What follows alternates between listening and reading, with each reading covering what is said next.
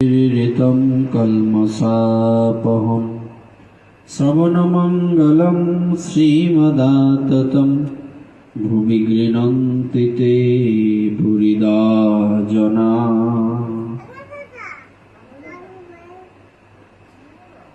শ্রী শ্রী পাণ্ডবা নির্জলা একাদশী ব্রত উপলক্ষে অধ্যকারী ভাগবতী আসরে সমাসীন সমস্ত বৈষ্ণববৃন্দ এবং আমার ভক্তিমতী মাতৃমণ্ডলীয়া তথা অদৃশ্য দৃশ্যমান ভক্তবৃন্দ সকলের শ্রীচরণ কমলে জানাই অগণিত দণ্ডবোধ প্রণতি এবং গৌর প্রীতি ও শুভেচ্ছা।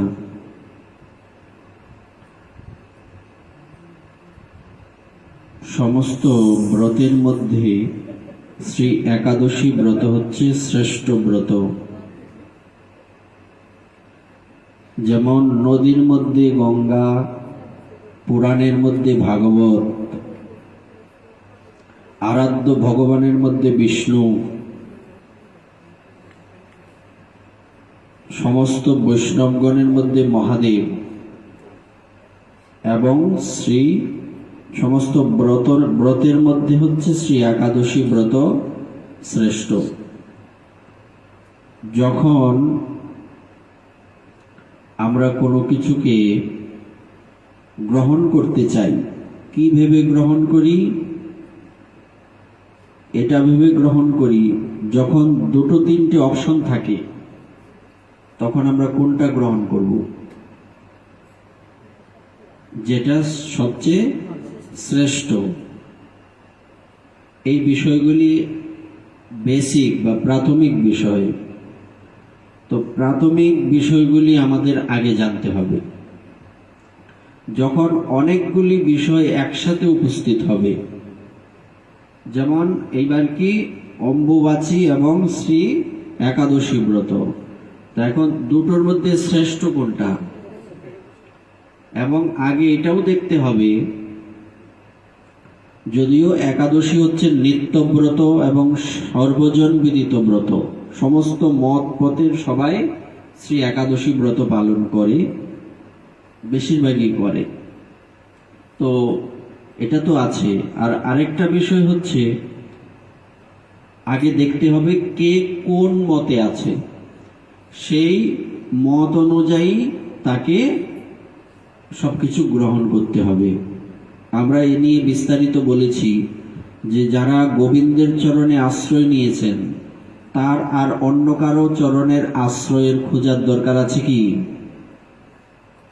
যেমন বিস্তারে যদি বলা হয়, কোনো একজন ভক্ত, নব্য ভক্ত, নতুন, ইনি বৃন্দাবনের এক বাবাজি যিনি রাধাকুণ্ড ছেড়ে কখনো বেরোন না, সীতানাথ বাবাজি, ওনাকে জিজ্ঞেস করতে গিয়ে বলছেন, বাবা আশীর্বাদ করুন,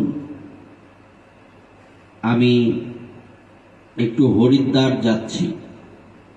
তো উনি বলছেন যে সমস্ত দোয়ার ত্যাগ করে রাধারানীর দোয়ারে এসছো, আবার হরিদ্বারে কি? বিষয়টা বুঝতে পারছেন? সমস্ত প্রকার দরজা ত্যাগ করে তুমি কোথায় এসছো? রাধারানীর দরজায়। তো শ্রেষ্ঠতম কোন স্থান পৃথিবীতে? অনন্ত কোটি বিশ্ব ব্রহ্মাণ্ডের মধ্যে সবচেয়ে শ্রেষ্ঠতম এবং যে চরণে আশ্রয় নিলে সব পাওয়া হয় সে চরণ হচ্ছে শ্রীমতী রাধারানীর চরণ। তো তুমি সব ছেড়ে, সব দরজা, দ্বার মানে দ্বার, হরিদ্বার, দ্বার মানে দরজা, তো সব দ্বার ত্যাগ করে রাধারানীর দ্বারে এসছো, আবার হরিদ্বারে কি? এটার মাধ্যমে কি প্রকাশ পেল? তাহলে যিনি কথাটা বলছেন ইনি কি ভগবান শ্রীহরির প্রতি শত্রু ভাবাপন্ন? কি মনে হয়? নর্মাল দৃষ্টিকোণ থেকে একজন মানুষ এটা ভেবেই নিতে পারে যে ইনি কি বলছেন, ইনি তাহলে কেমন কথা বলছেন, ইনার মধ্যে কি মৌলবাদ চলে এসছে, নতুবা ইনি এই কথা কেন বলবেন? কেন? হরি মানে কে? বিষ্ণু ভগবান। তো ভগবান বিষ্ণু, ভগবান শ্রীকৃষ্ণ, ভগবান রামচন্দ্র তত্ত্ব তো ভগবান। তো এখন এখানে উনি এই কথা কেন বলছেন যে রাধারানীর দরজায় এসে আবার ওখানে যেতে হবে কেন? এর মানে কি এটা যে উনি ভগবান বিষ্ণুকে পছন্দ করেন না কিংবা ওনাকে শত্রু ভাবেন, এমন আছে কি? না। তো মূল বিষয়টা হচ্ছে এখানে নিষ্ঠা। নিষ্ঠাটা আগে আমাদের মাথায় আনতে হবে। নিষ্ঠাটা কিরকম থাকবে, যে কিরকম নিষ্ঠা এ নিয়ে আমরা আগে বিস্তারিত বলেছি। ওই যে মুখ ডেকে গুরুদেবের এখানে গেলেন, খেয়াল আছে ঘটনাটা? এক সাধু এসছেন, ওনার এখানে মুখ ডেকে একজন গিয়ে প্রণাম করছেন। যে তুমি মুখ ডাকলে কেন? না, মুখ ডাকলাম এই কারণে, আমি শুনেছি যে আপনার দিকে তাকায় সে আপনার প্রতি ফিদা হয়ে যায়, মানে আপনার প্রতি আসক্ত হয়ে যায়। তো বিষয়টা আমার জন্য ভালো নয়। কেন? আপনি গুরুদেব, তো আমারও তো গুরুদেব আছেন, যে আপনার দিকে ভালো করে তাকালে যদি আমার গুরুদেবের ভক্তি কমে যায় তো আমি আপনার দিকে তাকালামই না। তো আপনি এসছেন সাধু, তো আপনাকে প্রণাম তো করতে হবে, এই জন্য প্রণাম করলাম। এই এটা রাখো, রাখো, এদিকে শোনো কি বলছি। তো এখানে কি প্রকাশ পেল? তাহলে যে গুরুদেব এসছেন ওনাকে উনি পছন্দ করেন না, ওনার প্রতি শত্রু ভাবাপন্ন আছে, ঈর্ষা আছে কি? না, এটা হচ্ছে ওনার গুরু নিষ্ঠা। তেমনি আমরা এখানে যারা আছি, দেখবেন একটা কথা বলে, সঙ্গ করতে হবে কোথায় গিয়ে? স্বজাতীয় সঙ্গ। শব্দটা শুনেছেন আগে? স্বজাতীয় মানে কি? স্বজাতীয় বলতে যে আপনি যে মতে আছেন ওই মতের সাধু সঙ্গ আপনি করবেন।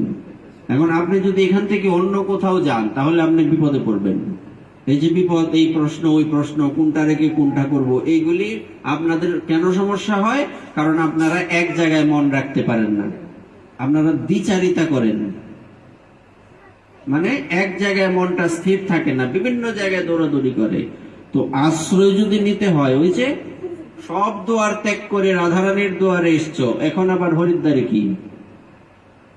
এখানে কিন্তু হরি ভগবান বিষ্ণুর প্রতি কিন্তু বিদ্বেষ প্রকাশ পায়নি। কি প্রকাশ পেয়েছে? এখানে ওনার নিষ্ঠা প্রকাশ পেয়েছে। এটা আগে মাথায় রাখতে হবে। এজন্য আজকের পর থেকে এই প্রশ্ন কোনোদিন করবা না যে কয়টায় কি সারবে, কি ধরবে, বা এটা করবো কিনা। এটা আজকে শেষ, আজকের পরে এই চ্যাপ্টার ক্লোজ। চ্যাপ্টার ক্লোজ করানো পড়াইলে গিয়া এটা যদি আবার পড়াইতে হয় তাহলে এই শিক্ষকের দোষ। এই যে ক্লিয়ার হও এখন। কখনো আমরা এখানে যারা আছি আমরা এক মার্গে সবাই, আমরা গৌরীয়। হয়তো সবাই প্রসাদ পাও না, কিন্তু মার্গটা কি? লাল তিলক করো এরকম দেও, কালা তিলক দেও, কি কালো মানে আরেকটা কালো তিলক আছে এরকম দেয়। এটা এই রাধাকুণ্ডের রস কালো তিলক না। হ্যাঁ, তো লাল তিলক আমরা করি না। কিংবা আমরা এই যে পঞ্চমত আছে না, পঞ্চ শৈব, সৌর, গানপত্য, বৈষ্ণব, তারপর শাক্ত। হ্যাঁ, এই পঞ্চমতের মধ্যে আমরা কোন মতে আছি? বৈষ্ণব। এবং বৈষ্ণব মতের মধ্যেও আরেকটা হচ্ছে গৌরীয় বৈষ্ণব। সুতরাং আমাদের যেমন এখন প্রশ্ন করতে পারেন যে বৈষ্ণব, যে অন্যান্য ধারার যে বৈষ্ণব, ওনারা কি আমাদের স্বজাতীয় নয়? বলছে না। আকাশের কাছে পাঠাই দেব। তো এখানে আগে আমাদের মাথায় রাখতে হবে যে এবার চিন্তা করেন আপনি অন্য মতপরের কথা। যে ব্যক্তি ভগবান শ্রীকৃষ্ণকে আশ্রয় করেননি কিংবা মহাপ্রভুর আনুগত্যে ভজন করেন না, ইনি আপনার স্বজাতীয় না। ইনি বিষ্ণু ভক্ত হতে পারেন, ইনি রাম ভক্ত হতে পারেন, স্বজাতীয় না, কিন্তু ইনারাও বৈষ্ণব। যে কেন? যেমন একটা সম্প্রদায় আছে, একটা মত, যেমন নিম্বার্ক সম্প্রদায়। ওনারা মহাপ্রভুকে ভগবান হিসেবে মানেন না, মহাপুরুষ হিসেবে মানেন, কিন্তু সারাদিন এই চৈতন্য চরিতামৃত, চৈতন্য ভাগবত পড়ছেন, মহাপ্রভুর দৃষ্টান্ত দিচ্ছেন, কিন্তু ওনারা মহাপ্রভুকে কি ভাবেন? মহাপুরুষ ভাবেন। তো ইনার সঙ্গ করলে আপনার মহাপ্রভুর ভক্তি কমবে কিনা? এনার কাছে শুনবেন মহাপ্রভু ভগবান না মহাপুরুষ। হ্যাঁ, এই এই কৃষ্ণস্তু ভগবান স্বয়ং, তো ইনি কিন্তু আপনার স্বজাতীয় নয়। বলছে তাহলে ওনার সাথে আমার ব্যবহারটা কেমন থাকবে? উনি বৈষ্ণব, আপনি ওনার সেবা করবেন, ওনার যা কিছু সবই ঠিক আছে, কিন্তু ওনার কথা শুনবেন না আপনি। সঙ্গ মানে কি? সঙ্গের যে ডেফিনেশন আগে আমাদের বুঝতে হবে, সঙ্গের সংজ্ঞাটা কি, সঙ্গটা কি? সঙ্গ হচ্ছে প্রসঙ্গ, অর্থাৎ এই যে ভগবানের এখানে যে কথাগুলি হচ্ছে এটার নাম হচ্ছে সঙ্গ, একই ধারা। তো এই এবং যেমন একটা কথা বলে যে কি হয়, ইষ্টগোষ্ঠী। ইষ্টগোষ্ঠী মানে কি আগেও বলছি, যে আপনার মার্গের যারা আছেন ইনাদের সাথে বসে ভজন বিষয়ক কথা বলাকে বলে ইষ্টগোষ্ঠী। বিশেষ করে গুরু ভাইগণ, ভাই বোনগণ কিংবা গুরুদেবের সাথে বা একই মার্গের একই মত পথে, তো এটাকে বলে ইষ্টগোষ্ঠী। তো আমাদের মাথায় রাখতে হবে আমরা কি করব। কেন ইষ্ট দেবতা আমরা আগে বুঝাইছি না? ইষ্টকে যার যার গুরু পরম্পরার যে সেবিত বিগ্রহ, ইনি হচ্ছেন ইষ্ট। যেমন আমাদের রাধা মুরারি মোহন, তোমাদের রাধা ব্রজমোহন, এরকম আছে। তো ইষ্টকে আগে বুঝতে হবে। এখন ইষ্ট গোষ্ঠী, ইষ্টকে নিয়ে যে জল্পনা কল্পনা আলোচনা পর্যালোচনা হয় একে বলে ইষ্ট গোষ্ঠী, ভজন বিষয়ক আলোচনা। তো এখন চিন্তা করুন, আপনি বৈষ্ণব মার্গের হলেই যে কারোর সাথে গিয়ে সঙ্গ করে তার কথা শুনে চলতে পারবেন না। তো অন্য মত হলে কি হবে? তা আপনারা কেমন ডেঞ্জার জোনে আছেন চিন্তা করেন। লাল দাগের ভিতরে আছেন, বর্ডার ক্রস করছেন। তো এই জন্য এখন বিষয়টা হচ্ছে বিদ্বেষ নয়, এখানে এটা ভজনের বিষয়। আগেই বলছি ওই যে দৃষ্টান্ত, যে সব দোয়ার ত্যাগ করে তুমি রাধারানীর দোয়ারে এসছো, আবার হরিদ্বারে কি? তার মানে সে কিন্তু হরি বিদ্বেষী নয়, সে রাধারানীর চরণের প্রতি তার নিষ্ঠা, রাধাকুণ্ড কিংবা বৃন্দাবনের প্রতি তার নিষ্ঠা। যেমন আমরা সব দেবদেবীর পূজা করার সময় আছে, করি কি করি না, কিন্তু তাদেরকে কি ঘৃণা করি? হ্যাঁ, এইরকম বিষয়টা সেটাই। তো এখন তারা ভজনীয় আর বন্দনীয়, তাদেরকে আমরা প্রণাম করব, তাদেরকে সম্মান করব, কিন্তু ভজনীয় কে? একমাত্র যার যার ইষ্ট। তো এই বিষয়টা যাতে আর কোনোদিন আমাদের মধ্যে না আসে যে এটা কি অমুকটা কি, যেটা আমাদের মার্গে নেই এটা আমরা করতে যাব কেন? আমরা কি করব? বিশেষ করে এই সময়টা যখন আসবে তখন আমরা পৃথিবী দেবীর প্রতি, কেন আমরা কি পৃথিবী দেবীর প্রতি সম্মান কি একদিন করি? এই 3-4 দিন করি। যারা 3-4 দিনের জন্য করে এরা হচ্ছে সুবিধাবাদী, দেখা দেখি করে, কেন করে এও জানে না। মূলত এই সময় পৃথিবী দেবী ঋতুমতী থাকেন, বিষয়টা তো এইখানেই। এখানে আমাদের আগে বুঝতে হবে যে আমরা এই সময়টা পৃথিবী দেবীর উপরে কোনো অত্যাচার করব না। অত্যাচার কিরকম? যে প্রতিদিন মাটি করি, যা তা পাতা টাতা সিঁড়ি, ইচ্ছা তা দরকার হোক অদরকার হোক যা তা করে বেড়াই, এই বিষয়টা থেকে আমাদের দূরে থাকতে হবে। যেমন আগে আমরা দেখছি অনেকেই কি করতেন, যেমন এই বিশেষ করে যারা অম্বুবাচী পালন করেন, ইনারা কি করেন, এই খালি পায়ে হাঁটেন না, যদি বাইরেও যান জুতা পায়ে দিয়ে যান, যে পৃথিবী দেবীর উপরে যাতে পা না পড়ে।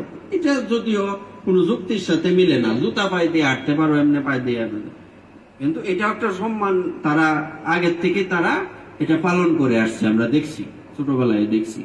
এখন আমরা শুধু এই 4 দিনের জন্য পৃথিবী দেবীকে সম্মান করি না, আমাদের সম্মানটা হচ্ছে সারা বছরের জন্য। আমরা শুধু 1 মাস ভগবানের ভজন করি না, আমরা সারা বছর ভগবানের, বাকি 11 মাস ভগবান কই থাকবো? সুতরাং আমরা পুরা 12 মাসই ভগবানের সেবা করব। সুতরাং এই সময় আমরা অকারণে কেন মাটি খুঁড়বো না, পৃথিবী দেবীর প্রতি একটা সম্মান প্রদর্শন করা, একটা পৃথিবী দেবীর পুজো করা। পূজা তো আমরা প্রতিদিনই করি, কিন্তু ওই সময় বিশেষ রূপে তাকে স্মরণ করা, নাকি? যেমন ভগবানের এই সেবা পূজা আমরা প্রতিদিনই করি, কিন্তু বিশেষ তিথিতে বিশেষভাবে করি না, ওই রকম আর কি।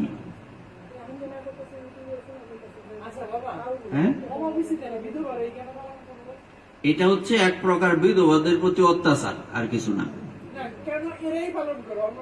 এই প্রশ্নটা আসলে এই বিষয়গুলি এরকম ছিলই না, এইগুলিকে একটা প্রথার মধ্যে নিয়ে আসা হয়েছে। এটা পরবর্তীতে ওই যে একটা কথা বলছো যে কালো কালো ছেলে হয়েছে, যে কালা কাওয়া হয়েছে, বিষয়টা এই এক মুখ দুই মুখ তিন মুখ, বিষয়টা এরকম হয়ে গেছে। আমাদের যে নিয়ম নীতিগুলি বেশিরভাগই দেখবা এইসব, আর কিছুই না। হ্যাঁ, একই কথা। যেমন আমরা যেমন ভাষা, এই আমরা পড়ছি না যে একটা শব্দ চন্দ্র থেকে চাঁদ কিভাবে আসছে, পটিয়া দিতে পট্টা দি, বিষয়টা এরকম আর কি, ভাষার ভিন্নতা। তো ওই রকম আমাদের মেন্টালিটি অনুযায়ী, শ্রবণের কি বলে প্রতিবন্ধকতা অনুযায়ী আমাদের কি হয়, এই নিয়মগুলি উল্টাপাল্টা হয়। ও মুখে কইছে, এই জন্য কারো কথা আমরা ছেলেবেলা থেকে শুনছি, মানে যেটা আমি কানে শুনছি এটা ঝামেলা আছে, শোনা কথার দোনা দোষ, একটা কথা আমরা ছেলেবেলা থেকে শুনছি, যেটা আমি কানে শুনছি এটা আমি মানবো না, আগে দেখবো এই জিনিসটা কই আছে। আমি শুনলে কি সবই মানি? হ্যাঁ, কত কিছুই তো শুনি। আমাদের আশেপাশে অন্য ধর্মের লোকেরা আছে, সারাদিন এই রাত্র ভরা ওয়াজ করে, এসব আমাদের কানে আসে না, এগুলিকে আমরা কানে ঢুকায় রাখি। এই জন্য ওখানে শুধু এই বিষয়টা থাকবে না, এই বিষয়টা আমার মার্গ ছাড়া অন্য যত প্রকার নিয়ম রয়েছে সমস্ত নিয়ম আমি এই কান দিয়ে শুনবো, আরেক কান দিয়ে বের করে দেবো। আমি তো সবকিছু ধরে পারবো না। একটা ব্যক্তি কয়জনের ভজন করতে পারে? আমরা শুনছি একটা মন কয়জনরে দেওয়া যায়, কয়জনরে দিতে পারবা একটা মন? এই জন্য এই বিষয়গুলি ফোকাসই করবা না, কে কি বললো না বললো আমাদের দেখার বিষয় না। হ্যাঁ, এই যে আমাদের এই বিষয়টা যদি আমরা মাথায় রেখে না চলতে পারি, তাহলে তো নিষ্ঠাই হইল না আমাদের, আগে নিষ্ঠা। তো এটা মূলত কি? তাহলে এই বিষয়টা হচ্ছে মূলত আমাদের কি, এই যে অম্বুবাচী বিষয়টা, এটা হচ্ছে দেশাচার বা লুকাচারের মধ্যে পড়ে। তো যারা এটা পালন, তুমি যাও না ওখানে, যাই এটা না, আজকে বেশি জ্বালাইতেছে। তো এটা কিসের মধ্যে পড়ে? এটা পড়ে লুকাচারের মধ্যে। লুকাচারও কিন্তু কি হয়, এটাও একটা এক প্রকার শাস্ত্রই, কিন্তু এটা বাধ্যতামূলক আমাদের সবাইকে মানতে হবে এমনটা নয়। আর আমরা যে মার্গে আছি এখানে তো এই প্রশ্নগুলি আসেই না, না, আর গ্রন্থে না থাকলেও এটা এক প্রকার শাস্ত্রই। লুকাচার দেশাচার শাস্ত্রের বাইরে না, এটাও শাস্ত্রে লেখা আছে, লুকাচার দেশাচার আমাদের পালন করা। এই কথাও ঠিক না, এটা তো তান্ত্রিকদের যে ওইটা ওখানে যারা থাকে, এই কামাখ্যাতে, অসমে, আসামে, যেটা ওখানকার এরা বিশেষভাবে ওইটা পালন করে, ওইটা তাদের লুকাচার। যেমন যেমন তুমি বৃন্দাবনে জোকার আছে, হ্যাঁ, ব্রজবাসীদের জোকার দিতে শোনো, এটা হচ্ছে আমাদের বাঙালিদের কালচার। শঙ্খ সিন্দুর আছে ইন্ডিয়ার বহু জায়গায়, মঙ্গলসূত্র ভরে, শঙ্খ সিন্দুর বিশেষ রূপে আমাদের বাঙালিদের মধ্যে এইগুলি আছে। তুমি গিয়া দেখো বৃন্দাবনে ব্রজবাসীরা শঙ্খ সিন্দুর আছে? আছে? কিছুই নাই, হাত ভর্তি চুরি, শঙ্খ সিন্দুর নাই। শঙ্খ সিন্দুরটা হচ্ছে আমাদের বাঙালিদের কালচার। তো তোমার কালচার তুমি নিয়ে চলো না। উলুধ্বনিটা বৃন্দাবনে পাইতা না, ব্রজবাসীরা কোনোদিনই উলুধ্বনি দেয় না, অথচ তারা মহাপ্রভু আরে ভগবান শ্রীকৃষ্ণের সবচেয়ে প্রিয়। ব্রজবাসী হচ্ছে ভগবানের সবচেয়ে প্রিয়। এখন বিষয়টা হচ্ছে, এটা আমাদের এলাকার কালচারটা আমি আরেকজনের উপর চাপাই দিতে পারি না। আশেপাশে আগে যখন কেউ বলবে তোমরা দি করো না, আমরা করি, তোমরা করো, তোমার বিষয়টা আমার কাঁধে চাপাই দিবা কেন? আমি যে তুমি তুমি তোমারটা করো, তোমাকে আমি সম্মান করি, তো তুমি যেভাবে করবে আমাকে এইভাবেই করতে হবে, এই নিয়ম পাইছো কই তুমি? কথাটা ঠিক আছে কিনা? মূলত সমস্যা এখানে যারা আছে আমাদেরই সমস্যা, মানুষের সমস্যা না। ওই যে বলছি, কেউ যদি হাত দিয়ে পাথর ভাঙতে না পারে, এটা কি পাথরের দোষ না হাতের দুর্বলতা? এখন তুমি যদি মানুষের কথা শুনে নিজেকে কন্ট্রোল করতে না পারো, এটা তোমার সমস্যা, এটা আশেপাশের মানুষের সমস্যা না। কারণ তারা তো চাইবে যে তোমারে বিপদে ফেলাইতে, কিভাবে তোমার দোষ খুঁজে বের করবে। তুমি এটা শুনেও শুনবা না। বিষয়টা কিন্তু ওই যে দেখবা শুনবা, কইবা না, আইবা যাইবা, থাকবা না, কোনো বিপদে পাইতো না, এটাই সত্যি। তো আশেপাশের মানুষ কি বললো এটা দেখার বিষয় না। আমি যেহেতু গৌড়ীয় বৈষ্ণব সম্প্রদায়ে আশ্রিত, দীক্ষিত, সুতরাং আমি এই মতে যা আছে তাই পালন করব। এই পঞ্জিকাতে, এটা রাধাকুণ্ডের পঞ্জিকা, এখানে অম্বুবাসীর কোনো উল্লেখ আছে? নাই। এখন কেউ যদি কিছু নির্দিষ্ট নিয়ম মানে সমস্যা নাই, কিন্তু এই নিয়ম মানতে গিয়ে আমার প্রশ্নটা হচ্ছে বিষয়টা যাতে বিতর্কিত না হয়। এই নিয়ম মানতে গিয়ে যদি আমার ভজনের ক্ষতি হয়, তো এটা তো নিয়মের মধ্যে পড়লো না। তাই আমি যার জন্য নিয়ম করছি সেও আমার প্রতি রুষ্ট হইব। বিষয়টা ঠিক আছে? পৃথিবী দেবীও আমার প্রতি রুষ্ট হবেন তখন। সুতরাং আমার মাথায় রাখতে হবে যে কিছু নিয়ম আমি, আচ্ছা, যেগুলি আমি মানতে পারবো, যেমন ওই যেটা বললাম, পৃথিবী দেবীর প্রতি সম্মান প্রদর্শন, যে নিয়মগুলি আমরা ছেলেবেলার থেকে আমরা শুনতাম, এই পাতা টাতা কিন্তু ছিড়িস না, হ্যাঁ, এই মাটি কিন্তু খুঁড়িস না, পৃথিবী দেবী রুষ্ট হবেন, এগুলি করবা না। পৃথিবী দেবীর প্রতি সম্মান প্রদর্শন। কিন্তু বাকি কিছুলে আমাদের এগুলি দরকার নাই। এগুলি করতে গিয়ে এই যে একাদশী নিয়ে ঝামেলা। কারণ তুমি যখন এখান থেকে গিয়ে, যেমন এখান থেকে গিয়ে যদি তুমি কোনো ব্রাহ্মণকে প্রশ্ন করো একাদশী কি করা যাবে, ডাইরেক্ট না করবো, মাইক দা না করে দিব, না করা যাবে না। কারণ উনারা বেশিরভাগই কি আরেকটা মতে চলে। এটা তাদের দোষ, আমি এটা বলছি না, এটা হচ্ছে তারা আরেকটা নিয়মে চলে। তো এই বিষয়টা তুমি তাকে জিজ্ঞেস করতে যাও কেন? সমস্যা তো তার না, তোমার। কি তুমি তাদের জিজ্ঞেস করবা কেন? তোমার গুরুদেব তোমাকে যে নিয়ম দিয়েছেন, তুমি যে মার্গে আছো, এই নিয়মে তুমি চলবা। এই যেহেতু মানে আমাদের প্রশ্নটা, আমাদের বিষয়টা থাকবে কিরকম, যে আমাদের এই সার্টে যা নাই, আমাদের এইগুলি নিয়ে মাথা ব্যথাও নাই। এত দূর যাওয়ার কি দরকার? যেমন একটা নর্মাল বিষয় বলি, আমাদের গৌড়ীয় বৈষ্ণব গণের মধ্যেই আছে। অনেকে প্রশ্ন করে যে এই পঞ্চতত্ত্বের 3 জনের ব্রত আমরা পালন করি, তো গদাধর পণ্ডিত কি দোষ করছে? শ্রীবাস ঠাকুরের কি দোষ? আচ্ছা, মানলাম শ্রীবাস পণ্ডিত দেবর্ষি নারদের অবতার, উনারটা না হয় ব্রত না হইল, ভগবত তত্ত্বের ব্রত। তো গদাধর পণ্ডিত যদি সাক্ষাৎ রাধারানীর স্বরূপ হন, হ্যাঁ, তাহলে উনার ব্রত কেন নয়? প্রশ্ন আসে না? এটা নিয়ে মোটামুটি অনেক জায়গায় এই বিষয়টা নিয়ে চর্চা হয়। তো এখানে এটার এত দূর যাই কেন আমরা?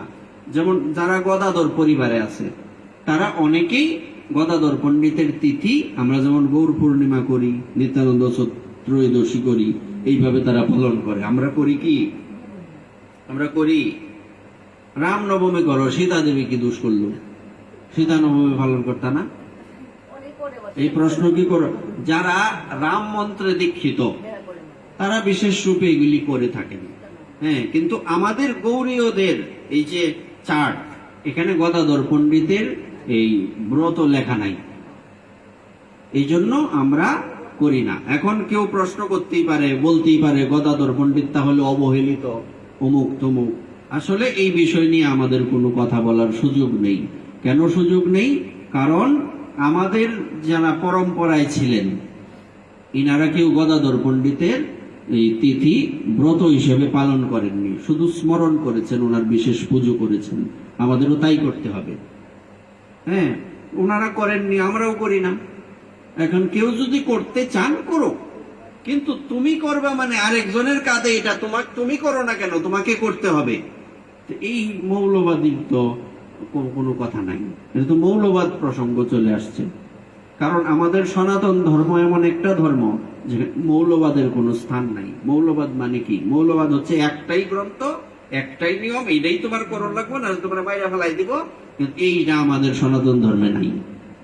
আমাদের পঞ্চমত বৈধ, যে ব্যক্তি যাকে ভজন করার ইচ্ছা সে ওই মতে গিয়ে সে তার ভজন করতে থাকুক, আমাদের কোনো আপত্তি নেই। কিন্তু আমরা কি? আমরা গৌরীয়। আমরা যেহেতু গৌরীয় বৈষ্ণব, তো আমরা বাকি 4টে মতকে অবশ্যই সম্মান করব, এবং ওই মতের কিছু কিছু তিথি আছে আমরা পালন করি না। শিব চতুর্দশী করো না? হ্যাঁ, আর রামনবমী করো। দেখ এইসব এইগুলি বিশেষ বিশেষ যেগুলি আমাদের করা দরকার আমরা তো এগুলি করি, কিন্তু তার মানে এই না যে সেই মতের সবই তুমি করতে পারবা। কয়টা ব্রত করতে পারবা? তো 365 দিন এই ব্রত করতে হবে। তুমি লোকনাথ বাবা হইছো না যে 50 বছর না খায় থাকতা। এই জন্য আমাদের এটা মাথায় রাখতে হবে, আমরা যাতে পুঁটি মাছের মতো খালি সিট পারি না। সিট টানা খালি দেখবা পুঁটি মাছের মতো সিটটা। অনেকে বলে না, এইসব করলে আমাদের হবে না। আমাদের স্থির আগে বুঝতে হবে যে আমি কই আছি। তুমি পড়াশোনা জানো, তুমি স্কুলে তুমি এই শিক্ষকতা করো, কলেজের মধ্যে দৌড়ো, কিন্ডার গার্ডেনও দৌড়ো, যেটা সম্ভব এটা এক স্কুলে তো চালাইতে পারো না। অত দূর যাওয়ার দরকার কি? স্কুলটাও প্রতিষ্ঠান, কলেজও প্রতিষ্ঠান, primary school, high school, university প্রতিষ্ঠান। তুমি আবার ইউনিভার্সিটি তো দৌড় মারো, তোমার তো কোনো জায়গাতেই চাকরি থাকতো না। বোঝা গেছে তো কথাটা? ঘুমায় না, বুঝো। হ্যাঁ, মেইন বিষয়টা হচ্ছে এই কথাটা যখন আমাদের মাথায় ঢুকবে, এই প্রশ্ন আর আসবেই না এখানে। কয়টায় সারে, কয়টায় ধরে, এটার দরকার আছে। যেমন আমরা এই টাইমটা কি করব, এই যে কিছু নিয়ম তো আমরা মানতে হয়, এগুলি মানো, সমস্যা নাই, এটা দরকার আছে। কিন্তু এমন কিছু প্রশ্ন, উদ্ভট প্রশ্ন আসে, এই যে 10 বছর প্রসাদ পায়, 11-20 বছর প্রসাদ পায়, একাদশী কবে? তো তোমার না শার্ট আছে, কালকে 12টার সময় ফোন দিছে, তোমার না শার্ট আছে? ও শার্ট তো আছে অমুকে, তো অমুকের কথা তুমি, অমুককে তোমার গুরুদেব। মানে দীক্ষা নিবা এক জায়গা, কথা শুনবা আরেক বেডার, তো এটা তো বিপদ। এই দিশারিতার কোনো তো ওষুধ নাই। বিয়া হয়েছে একজনের লগে, থাকবা আরেক বেড়ার লগে, তো এটা কেমন বিষয় হইল? আর কেমনে বোঝাইতাম? মানে জাস্ট আমার মাথায় রাখতে হবে, আমি যার চরণে আশ্রিত হয়ে আছি, আমার স্বামী একজন, আমার স্বামী যেহেতু একজন, তা আমি যার কাছে আমার বিয়ে হয়েছে আমি তার ঘরেই করব। আমি পর পুরুষের ঘর করলে আমি উলোটা। তেমনি আমি যে মত পথে আছি, এই মত পথটাকে আমি গ্রহণ করব। বাকিগুলি যে সময়টা তুমি নষ্ট করলা এই সব কথা বলে, এই সময়টা তোমার বাদ হয়ে গেল না? অমুকে কইলো, তমুকে কইলো, তুমি এই বিষয়টা চিন্তা করলা, তো তোমার ইষ্ট চিন্তায় হানি ঘটলো না? আমার যে ইষ্ট, আমার কি ইষ্ট চিন্তায় হানি হয়েছে না? এই জন্য চতুর্দিকের মানুষের, লোকে বলে, আমরা ব্যাকরণে পড়ছি না, একটা শব্দ আছে না, লোকে বলে। আরে লোকে তো কত কথাই বলে, তাদের কাজই বলা, কিন্তু আমার কাজ কি? আগে মাথায় রাখতে হবে আমার কাজ কি। এখন লোকে বলে, এই যেমন তোমার খুব উন্নতি হচ্ছে, টাকা পয়সা এবং তোমার আচার আচরণ সব দিক উন্নতি হন, আরেকজন তা এটা দেখলে খুশি না, তো তুমি এবার টাকা পয়সা ফেলাই দেবো না, এজন বালাফানা টেহাটি ফেলাই দিই, এটা তো করতে না। হ্যাঁ, সে যখন আমি ভালো চললে যখন তার ভাল লাগে না, তাই আমি খারাপ হয়ে যাই না, এটা কি সম্ভব? তে মানুষের কথা শুনে তুমি ভজন করবা কেন? তুমি ভজন কেন করতেছো? যেমন টাকা ব্যাংকে তুমি রাখতেছো, যে কোনো ভাবে উপার্জন করলে মানুষ টাকা ব্যাংকে রাখে। এখন মানুষের এই যে দেখে তার জ্বলতেছে, তো জ্বলতে তুমি টেহাটি তারে দিলাও, রেখে দিতে না। ভজনটাও তো এরকম, ভজনটাও তো তোমার মূলধন হিসেবে তোমার কি বলে ব্যাংকে এটা জমা হচ্ছে। ওই জায়গায় একটা ব্যাংক আছে, এই ব্যাংকে যে জমা হচ্ছে, এটা তুমি কি করতেছো, যে আমার ভজনটা আরেকজনের কথায় আমার নষ্ট হয়ে যাচ্ছে। তো যেই জায়গায় ব্যাংকে তোমার টাকাটা, এই মাসের যে টাকাটা, যে 5,000 টাকা তুমি যে মাসে রাখো, এই টাকাটা তো তোমার ঘাটতি পড়লো, ঘাটতি হইলো না? তো প্রতিবারই যদি এটা কইরা যাও, তো প্রতি বছরই ঘাটতি পড়তেছে। কথাটা ঠিক কিনা? এই জন্য আগে আমাদের বিশেষ করে লোকেরা কিন্তু বলে, আগে হচ্ছে সচেতনতা। কোন জায়গায় সচেতন? এই বিষয়গুলিতে সচেতন। সবার সাথে আমি ব্যবহারিক সম্পর্ক রাখবো, কিন্তু আমি কথায় চলবো একজনের। শ্বশুর ভাসুর অনেক হয়, স্বামী একজন। স্বামীর সেবার শ্বশুর শাশুড়ির সেবা একরকম না, দুইজনের সেবার ভিন্নতা আছে। তেমনি সবাইকে সম্মান করা এক বিষয়, আর সবার কথা শোনায় আরেক বিষয়। কিন্তু সবার কথা মেনে চলবো না, আমি আমি যার সাথে আমার বিয়ে হয়েছে আমি তার কথাই চলবো। তো তোমার স্বামীও পুরুষ, পাশের বাড়ির পুরুষও পুরুষ, তো তুমি কি সবার কথা শুনবা? যার যার ভগবান তার তার কাছে ভগবান, আমার কাছে তো ভগবান না। কি কারো কাছে শিব ভগবান, আমাদের কাছেও শিব ভগবান, কিন্তু আরাধ্য তো না। আরাধ্য কি আগে বুঝতে হবে। গণেশ আমাদের কাছে সবার কাছেই ভগবান, কিন্তু আরাধ্য কে আমাদের? এমনকি ভগবান বিষ্ণু আমাদের আরাধ্য নন, ভগবান রামচন্দ্র আমাদের আরাধ্য নন। আমাদের আরাধ্য হচ্ছেন মহাপ্রভু শ্রীকৃষ্ণ। একটা নবদ্বীপ লীলা, একটা বৃন্দাবন লীলা, হিসাব শেষ। এখানে আর কেউ নাই, আসন ভর্তি করে চিত্রপটেরও দরকার নাই। তো এখন আগে এই জিনিসটা মাথায় রাখতে হবে, আমার যিনি আরাধ্য আমি তার নিয়মেই চলবো, তার ভজনেই করব। অন্য কোনো দিকে দৃষ্টি গেলে তো আমি অস্থির হয়ে গেলাম, তো আমার ভজনে তখন বাধা সৃষ্টি হবে। তো যে সময়টা আমার মনটা অন্য কোথাও চলে গেল, অন্য মানুষের কথা শুনলাম, এই সময়টা আমার ব্যর্থ চলে গেল। একজন বৈষ্ণবের বিশেষ বৈশিষ্ট্য হচ্ছে অব্যর্থ কালোত্তম, ব্যর্থ কাল যাবে না। কারণ ব্যর্থ সময় কাটানোর সময়ই নাই। বলছে শোনো, তোমার সাথে দুইটা কথা কই, আমার স্কুল আছে, পরে যদি সময় পাই তোমার সাথে কথা বললে বলবো না, আমার তো সময় নাই। এই সময় কেমনে কোন সময় নাই? এই সময় তো আমার রাস্তা দেখলেও দৌড়ো, কথা কই না, সর্বোচ্চ জয়রা দেব। হ্যাঁ, যদি কই 5 মিনিট কারণ, হ্যাঁ সব কথা আমার সময় গেছে গা। তো এই জায়গায় গুরুদেব বাদ, বিষয়টা এরকম না, বৈষ্ণব বাদ না, এই সময় গুরুদেব বাদ, বৈষ্ণব বাদ। কেন? আমার টার্গেট কি? আমার সময় মতো স্কুলে পৌঁছাতে হবে। তেমনি একজন, এই তুমি এটা করলা না, আমার তো সময় নাই, আমি আমার কাছে যাই, পরে তোমার সাথে এক সময় করে কথা বলবো, শেষ। মিষ্টি কথা কইলা শেষ। কথায় কিন্তু অনেক কিছু হয়, কথা দিয়া বিপদ হয়, আবার কথা দিয়া সমস্যার সমাধানও হয়। এই জন্য সব জায়গায় আমরা বিচার করি, কিন্তু দুঃখের বিষয় হচ্ছে আমরা আমাদের ভক্তি বা ভজনের দিকে বিচার করতে পারি না। এখানে আমরা বিশ্বাসটা এক জায়গায় স্থির না, এইরকম সবসময় চঞ্চল ব্যক্তির কিন্তু কোনো জায়গার স্থান নাই, চঞ্চল ব্যক্তির কোনো এই ভবিষ্যৎ নাই। যে ব্যক্তি বিভিন্ন জায়গায় ঘুরে, হ্যাঁ, এই ব্রাহ্মণের কাছেও জিগাইব কি করো, বৈষ্ণবের কাছেও জিগাইব কি করতাম, এই আরেকবার শাক্ত শৈব সব কালোর গিয়া সব হাড়ির মধ্যে মুখ দিব, তার মানে তার কোনো জায়গাতে স্থান হবে না, সে কারোরই না, অজবরণ কারোরই না। সে তুমি কার? আমি নিজেও জানি না। বলছে তুমি কার? আমি নিজেও জানি না। এটা কোনো জীবন হইল? তুমি কার? বলছে আমার যেহেতু বিয়ে হয়ে গেছে, আমি আমার স্বামী, আমার দেহটা আমার স্বামী, হ্যাঁ, আর আমার দেহ মন প্রাণ আত্মা যা কিছু আছে সত্তা গোবিন্দের, অন্য কারো না। সমস্যার সমাধান না। আর কিছু প্রশ্ন আছে এই বিষয়ে? আর কোনোদিন এই প্রশ্ন যাতে না করো। হ্যাঁ, এগুলির কোনো দরকার নাই, এটা সময় নষ্ট, সময় অপচয়। তা আমরা আজকে একাদশীর মাহাত্মে যাই। কি একাদশী? পাণ্ডবা নির্জলা একাদশী, জ্যৈষ্ঠ মাসের শুক্লপক্ষের, যদিও আষাঢ় মাস। কেন? অধিক মাসের জন্য এখন সবগুলি ব্রত একটু এদিক সেদিক হবে। মূলত এটা কোন মাসের শুক্লপক্ষ? জ্যৈষ্ঠ মাসের শুক্লপক্ষ। জ্যৈষ্ঠ শুক্লপক্ষের এই নির্জলা একাদশী ব্রত সম্পর্কে ব্রহ্মবৈবর্ত পুরাণে শ্রী ভীমসেন ব্যাস সংবাদে বর্ণিত হয়েছে।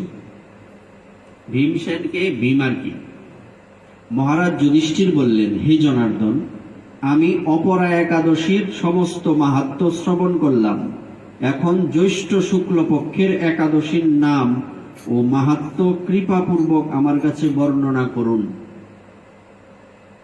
শ্রীকৃষ্ণ বললেন, এই একাদশীর কথা মহর্ষি ব্যাসদেব বর্ণনা করবেন।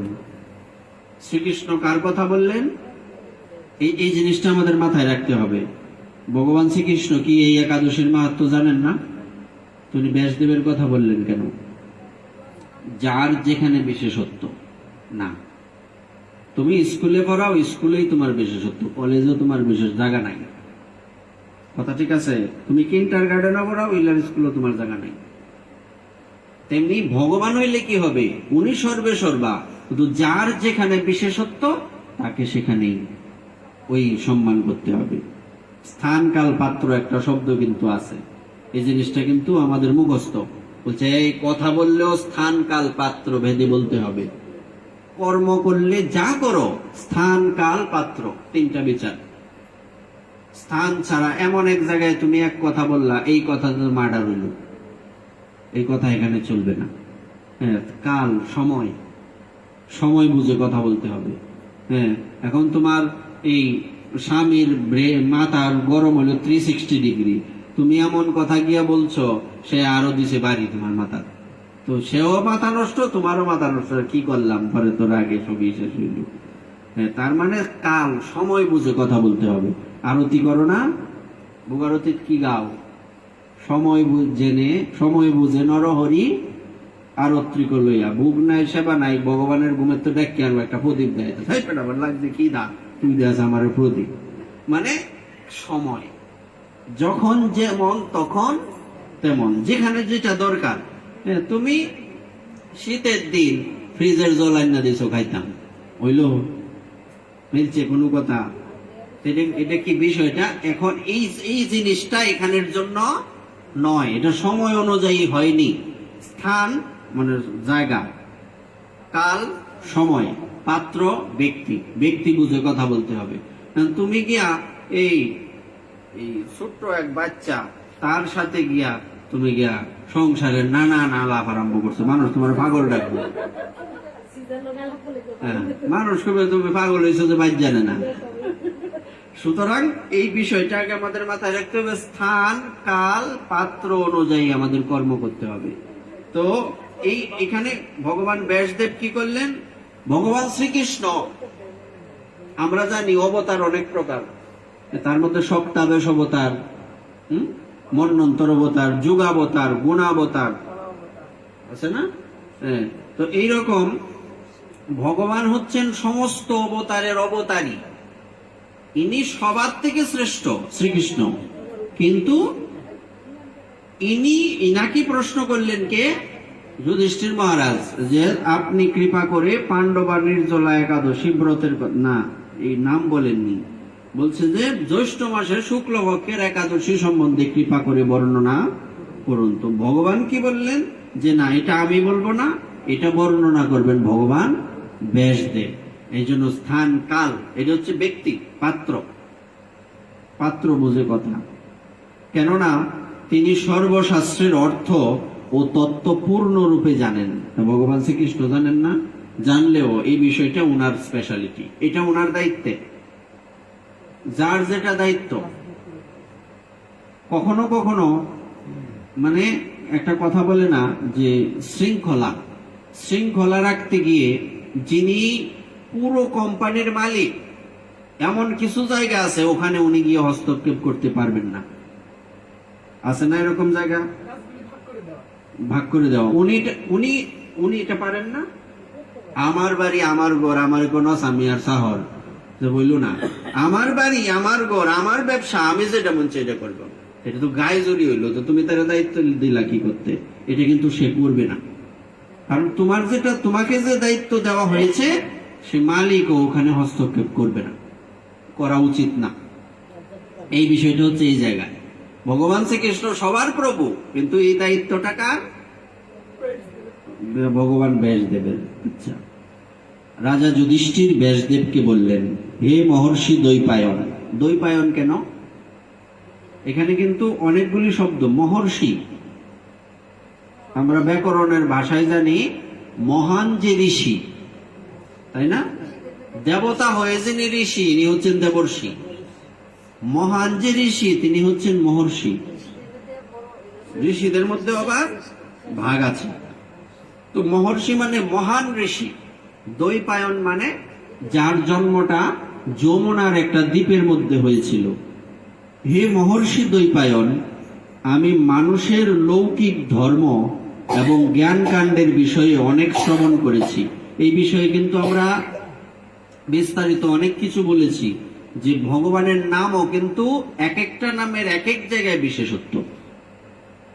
অর্জুনকে কখনো ভগবান পার্থ বললেন, কখনো ভারত বললেন, এরকম হয় না? কখনো সব্যসাচী, হে সব্যসাচী, হে ধনঞ্জয়, এক একটা নামের এক একটা স্থান কাল পাত্র অনুযায়ী বসানো হয়েছে। একই ব্যক্তি, কিন্তু এখানে ঝামেলা হওয়ার কথা না।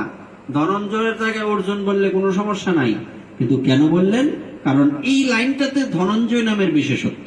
তো এখানে মহর্ষি দ্বৈপায়ন কেন বলা হলো, ব্যাসদেব নামের বিশেষত্ব কেন নয়? এটারও প্রশ্নের উত্তর কিন্তু এই লাইনের মধ্যেই রয়েছে। এখানে কি বললেন? আপনি আগে বললেন কি, হে মহর্ষি দ্বৈপায়ন, আমি মানুষের লৌকিক ধর্ম এবং জ্ঞান কাণ্ডের বিষয়ে অনেক শ্রবণ করেছি। আপনি যথাযথভাবে ভক্তি বিষয়নী কিছু ধর্মকথা এখন আমায় বর্ণনা করুন। এই জিনিসটা কিন্তু আরেকটু স্পেশাল হলো। ভগবান শ্রীকৃষ্ণ কেন নিজে না বলে ব্যাসদেবকে দিয়ে বলালেন? এখানে কথাটা হচ্ছে ভক্তি বিষয়নী কথা, এ কথা কিন্তু বলা হয়েছে। এখন ভক্তি বা ভগবানের কথা ভগবানের মুখে ভালো লাগবে না ভক্তের মুখে? কার মুখে? ভক্তির কথা, ভগবানের কথা কার মুখে? ভগবানের মুখে না ভক্তের মুখে? ভক্তের মুখে। তো এইবার বুঝেন যে কেন ব্যাসদেবকে এখানে অ্যাড করা হলো। ভক্তির কথা ভগবানের মুখে মানায় না, অথচ ভক্তিটা যদি কখনো কখনো সাধারণ মানুষ, ওনারা বুঝতে পারবেন না ও ভগবান, এই আমি ভগবান। সাধারণ যারা নাস্তিক কিংবা যারা ভগবানকে মানেন না, তাদের জন্য কিন্তু এই কথাটা একটা সম্পূর্ণ বিপরীত ধর্মী কথা। আমি ভগবান, ভগবানের আবার অহংকার আছে। আরে ভাই, ভগবানেরই সবকিছু, আমরা অহংকার করতে পারি না কেন? কারণ আমাদের কিছু নাই, কি নিয়ে অহংকার করব? তো ভগবানেরই সব, উনি অহংকার করত। আবার যার সব, তার তো কিছু দরকারই নাই, তার আবার অহংকার কিসের? বোঝা যায় তো? কোন ব্যক্তির প্রয়োজন, কোন জিনিসের বা ব্যক্তির বা দ্রব্যের যার অভাব আছে, ভগবানের অভাব আছে। চাহিদা কোথার থেকে আসে? অভাব থেকে আসে। তো ভগবানের আবার কিসের চাহিদা, কিসের অভাব? উনি যদি বলে আমি ভগবান, তাও সমস্যা নাই। উনি যদি বলে আমি ভগবান না, এই ভগবানই আবার বিশেষ বিশেষ সময়ে কখনো ভক্তের চরণ ধুলির তলেও গড়াগড়ি যায়, কখনো গিয়ে আবার অসুরকেও মারে, কখনো ভক্তের মাথার উপরে উঠতে পড়ে, যখন যেমন তখন তেমন। কেন? কারণ এটা ভগবান বলেই সম্ভব, এটা মানুষ করতে পারবে না। ভগবান যদি বলে আমি ভগবান, তাতে এটা ভগবানের অহংকার প্রকাশ হয় না। বরং আচ্ছা, আমরা কখনোই কথাটা বলি যে ভগবানের সেবা যদি আমরা না করি, ভগবানের কি আসে যায়? ওনার কিসের অভাব? বরং উনি আমাকে চালাচ্ছেন, আমি ওনাকে সেবা দেই না, উনি আমাকে সেবা দেন। তো আমি যদি ভগবানের সেবা না করি, তাতে ভগবানের কিচ্ছু আসে যায় না, কিন্তু আমার আসে যায়। আমার জীবনটা তো ধ্বংস, আমি তো ভগবানের থেকে অনেক দূরে সরে যাব। সুতরাং ভগবান যদি কখনো কখনো নিজের মুখে নিজের প্রশংসা করেও থাকেন, এতে ভগবানের সমস্যা না, বা ভগবানের কোনো ভালো মন্দ কিছুই নেই। মূলত এটা কার? আমার ভালোর জন্যই বলা। কারণ সাধারণ মানুষ তো ওনাকে চিনতে পারবে না। এই জন্য পৃথিবীর বিভিন্ন ধর্মে যত রকম ধর্ম, যদি ওইগুলি ধর্ম নয়, রিলিজিয়ান। রিলিজিয়ান আর ধর্ম এক জিনিস না, এটা আরেকটা সাবজেক্ট। ধর্ম এক জিনিস, রিলিজিয়ান আরেক জিনিস। তো এখানে বিষয়টা হচ্ছে, অন্যান্য যে রিলিজিয়ানগুলি আছে, এটার মধ্যে কি পাওয়া যায়? তারা মেসেঞ্জার হিসেবে আসছে যে আমি ভগবানের পুত্র। যেমন খ্রিস্টান ধর্মে কি বলছে? যিশুকে ভগবানের, সে কিন্তু নিজেকে ভগবান বলেননি, কি বলছেন? আমি ভগবানের পুত্র। এবং আমরা আমাদের পার্শ্ববর্তী যে ধর্ম, এই ধর্মের, ইসলাম ধর্মের এখানে কি পাই? যে হযরত মুহাম্মদ হচ্ছেন, শেষ নবী। না এটা তো আছেই, উনি হচ্ছেন আল্লাহর কি প্রেরিত বন্ধু, প্রেরিত রাসূল। রাসূল, হ্যাঁ, প্রেরিত রাসূল। আগে বিষয়টা মাথায় রাখতে হবে। আজ পর্যন্ত কিন্তু কোন ধর্মে কোন ব্যক্তি যে ধর্ম প্রচার করতে এসছেন কেউ বলতে পারেননি আমি ভগবান। বলছে? মিলাও সব কথাগুলি মিলে কিনা? কেউ বলছে আমি, আবার কখনো কখনো মোহাম্মদকে এই বলা হয়েছে যে ভগবান কি বলে, আল্লাহর উনি হচ্ছে বন্ধু, এরকমও কিন্তু তাদের কোরআনে আছে। কিন্তু উনি কখনো বলেননি আমি ভগবান বা আমি আল্লাহ। বলছে কি হযরত মুহাম্মদ সাল্লাল্লাহু আলাইহি ওয়াসাল্লাম যখন আসছে, উনি নাকি বলছে যে সবাই আমার পতাকা তলে আসো, ইসলামের পতাকা তলে আসো। এদের বক্তব্যটা বলে এরকম যে যারা তখন আসছে তারাই মানে ইসলামের যারা আসছে এটাই ধর্ম, আর বাকি ধর্ম না। এটা তো মূল্যবান। আগে আমরা কথাটা বলছি, যখন তোমার উপরে আমার মতটা চাপিয়ে দেব, এটার নাম মূল্যবান। যাদের একটা নিয়ম, একটাই গ্রন্থ, একটাই এটা হচ্ছে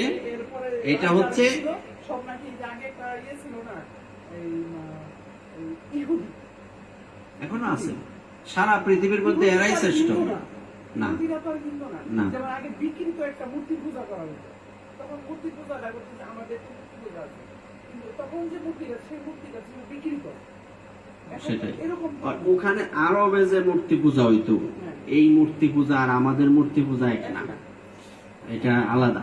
কিন্তু ওরা তো বলে যে আমরা মূর্তি পূজা করি। এরা তো এই কোনটা মন্দ কোনটা ভালো এই বুদ্ধি তো তাদের নাই। না, এরা অন্ধের মতো বিশ্বাস করে হিন্দু ধর্ম।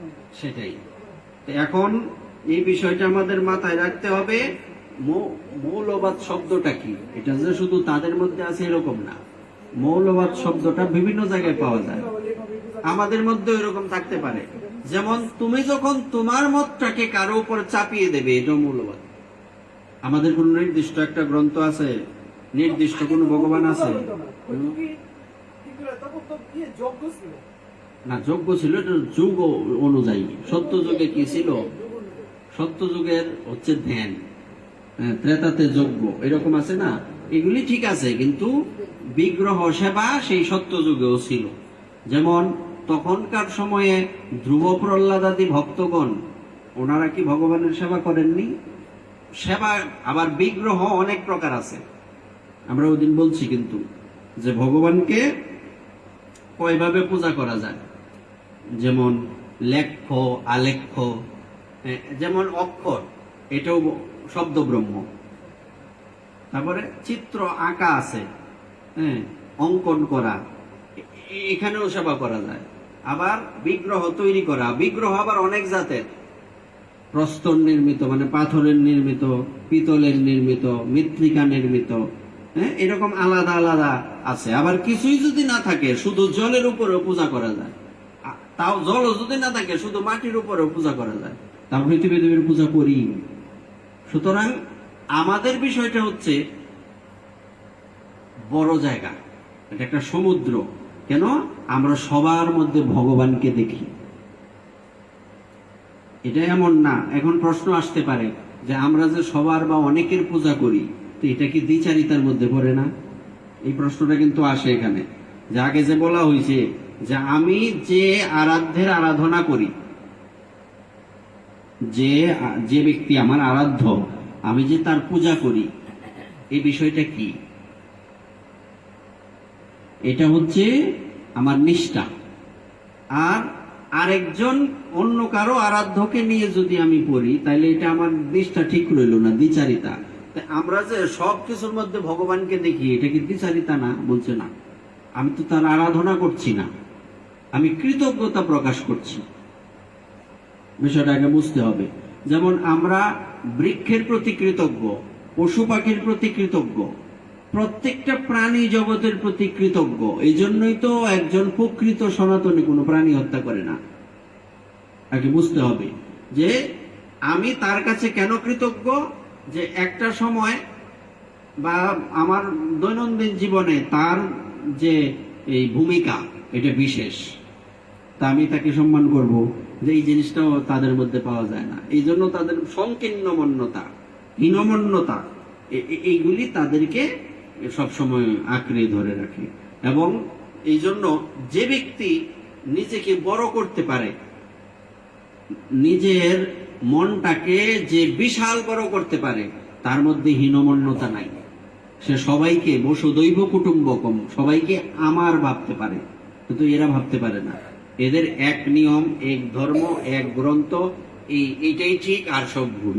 এই বিষয়টা কিন্তু আমাদের সনাতন ধর্মে নাই। যদি কেউ এই কথা বলে থাকে তাহলে বুঝতে হবে সে ধর্ম জানেই না। যেমন পঞ্চমত আমরা বলছি কিনা, যেমন আমরা গৌরীয় বৈষ্ণব, তার মানে যারা গণেশজিকে ভগবান রূপে সেবা করেন, পুজো করেন, আরাধ্য হিসেবে মানেন, এটা কি আমরা ভুল বলি? কখনোই ভুল বলি না। কেন ভুল বলি না? এটা ভুল না তো। কেন? এই যে তোমার ভগবান এক ঈশ্বর 5টা রূপে প্রকাশিত হয়েছেন, এই পঞ্চমত। এখন কে কার আরাধনা করবেন সে করতেই পারে, তাতে কিচ্ছু আসে যায় না।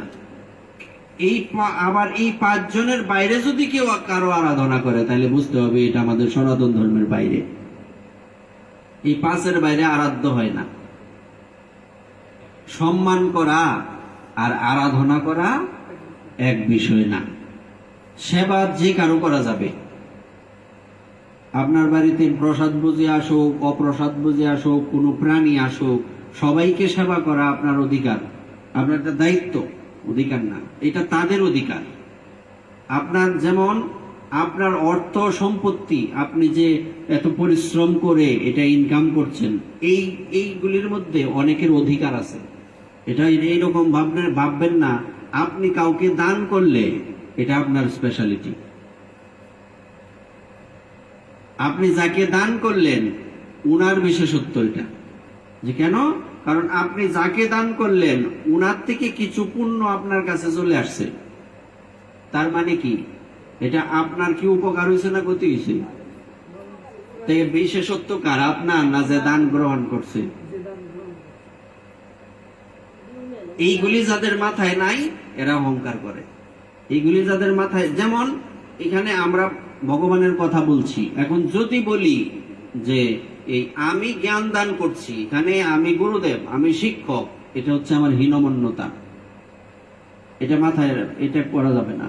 বরং আমাকে এটা মাথায় রাখতে হবে যে আমার মধ্যে যে জ্ঞানটা রয়েছে এই জ্ঞানটাও তো আমার গুরুদেবের থেকে আসছে, সুতরাং আমার বিশেষত্ব কোথায় এখানে? আর যারা শ্রবণ করছেন, তো তাদের শ্রবণ করলে তারা তাদের দিক থেকে তারা বলবে যে আমার উপকার হচ্ছে, আমাদের উপকার হচ্ছে, এটা ঠিক আছে। কিন্তু আমাকে ভাবতে হবে আমি এই কথাগুলি বলার জন্য আমার চর্চা হচ্ছে, আমি কারো উপকার করছি না, এই কথা বলে আমারই উপকার হচ্ছে। কথাটা বোঝা গেল? এই জায়গাটা আর কোথাও কোনো ধর্মে পাওয়া যায় না। বলতে পারে যে তুমি তোমার ধর্মকেই তো শ্রেষ্ঠ বলবা, এই অ্যাঙ্গেল থেকে নয়। এটা হচ্ছে নিরপেক্ষ বিচারে এটা পাওয়া যায়। এই জিনিসটা কোথাও অন্য কোনো জায়গায় আছে? এই মাথায় তো এই বিষয় নাই। মাথায় কি আছে ভগবান জানে। তো এই কথাটা কেন বলছি? যিনি দান করেন ইনার বিশেষত্ব নাই, যিনি দান গ্রহণ করেন ইনার বিশেষত্ব। আর আপনার অর্থ সম্পত্তি, আপনার প্রতি অনেকের অধিকার, কিন্তু আপনার কারো উপর অধিকার এটা ভাবতে পারবেন না আপনি। তখন এখানে ঝামেলা হবে। আমার কারো প্রতি অধিকার নাই, অধিকার নাই। যদি কেউ আমাকে আমার কোনো উপকার করে স্বাভাবিক, মানে বিষয়টা হচ্ছে তুমি আশা করবে না, তুমি কারো থেকে কিছু পাওয়ার আশা করবে না। তোমার এটা মাথায় রাখতে হবে তোমার কাছে অনেকের আশা, তাহলে সংসারের কোনো ঝামেলা হবে না। এটা হচ্ছে সমাজের, মানে সংসারে এই সুখী হওয়ার একমাত্র সূত্র। মাথায় রাখতে হবে যে আমার দ্বারা আমি কাউকে উপকার করেছি, এই ভাবনাটা যাতে না আসে। এইটা যাদের আসে তাদের সবই নিষ্ফল। এটা হচ্ছে সকাম কর্ম। সকাম কর্ম মানে এই না কামনা নিয়ে, এইটাও তো একটা কামনা। এটাকে গভীরভাবে যদি আমরা বিশ্লেষণ করি এই বিষয়গুলি কিন্তু আমরা বিস্তারিত এখানে খুঁজে পাবো। তার মানে আমরা কি বুঝলাম, যে আমার উপর অনেকের অধিকার, কিন্তু আমার কারো প্রতি অধিকার নাই, কারো উপর অধিকার নাই। আমার আবার কারোর প্রতি অধিকার, আমার সেই কি যোগ্যতা আছে যে আমি কারো প্রতি অধিকার কাটাবো? কিন্তু আরেকটা বিষয় আছে, সেটা কি, ভক্ত কিন্তু ভগবানের উপর অধিকার খাটাতে পারে। এটা প্রেম স্তরে চলে গেলে এটা হবে। এই যেমন যখন মাতা পিতা বৃদ্ধ হয়ে যায়, তখন কিন্তু কখনো কখনো সন্তানের যে এখানে ভূমিকা, এটা অনেক সময় শাসনের মতো কিছু জায়গায় হয়, কিন্তু এই শাসনের একটা লিমিট থাকতে হবে। মা বাবাকে মিষ্টি শাসন করা যায় বৃদ্ধকালে, কিন্তু এই শাসন মানে কিন্তু ওই যে আমার মা বাবা যেমন আমার ফিরাইতো, এরকম ফিরানির শাসন না, এরকম না। তোমারে কইলাম যথাসময় ওষুধটা খাইতা, তুমি ওষুধটা খাইলে না, এটা আর একটা রোগ বাড়াইবা। যে কোনো কথা হইলো বিষয়টা তোমার মানা উচিত, তোমার শরীর তোমাকে গুরুত্ব দিতে হবে, এটা কিন্তু মিষ্টি শাসনের মধ্যে পড়ে। আগে তো আপনি যখন ভগবানের প্রতি অধিকার খাটাবেন, এটা অনেক দূরের কথা। ভগবানের উপর অধিকার সবাই খাটাইতে পারে না। এই মা যশোদা কানমলা দিছে, এটা অধিকার খাটাইছে। রাধারানীও গোবিন্দকে কিন্তু বাঁধছেন যে আমরা দামোদর ব্রত পালন করি। এখানে শুধু আমরা জানি যে গোবিন্দকে গোপালকে মা যশোদা বাঁধছেন, এটা তো আছে। রাধারানীও গোপালকে বেঁধেছেন, গোপালকে বাঁধেননি, কৃষ্ণকে বেঁধেছেন। গোপাল হচ্ছে মায়ের কাছে গোপাল। এই যে নামের ভিন্নতা, কিন্তু এখানে কিন্তু যদিও যেই কৃষ্ণ সেই গোপাল, কিন্তু এক একটা নামের এক এক বিগ্রহ, বয়সেরও ভিন্নতা আছে। কৃষ্ণের বয়স আর গোপালের বয়স এক না। মাই কি বলছে? হ্যাঁ, আগে বুঝতে হবে, গোপাল হচ্ছে, গোপাল শব্দটা যখন আসে তখন ছোট, বয়স কম। মা যশোদার কাছে সে গোপাল। কিন্তু যখন কেউ মাধুর্য ভাবে যাবে, সেটা কি প্রাণনাথ কিংবা এই গোবর্ধনধারী, তখন বয়সটা বেশি কিনা? গোবিন্দ বয়সটা বেশি, গোপালের বয়সটা কম। এই জন্য আমাদের আগে বুঝতে হবে স্থান, এই যে বলছি স্থান কাল পাত্র, এগুলি হচ্ছে সূত্র। আজকে যে প্রসঙ্গটা নিয়ে আমরা কথা বলছি, প্রত্যেকটা কিন্তু বিশেষ সূত্র। এগুলি দর্শন, দর্শন কঠিন, দর্শন এগুলি মাথায় থাকে না। আর এই যে একটা বিষয়, দর্শন এমন একটা জিনিস, এখন আমি একটা প্রসঙ্গ বলতে বলতে কোনো কারণবশত যদি আমার মনটা অন্য মনস্ক হয়, এই বিষয়টা আমি কোনোদিন খুঁজে পাবো না।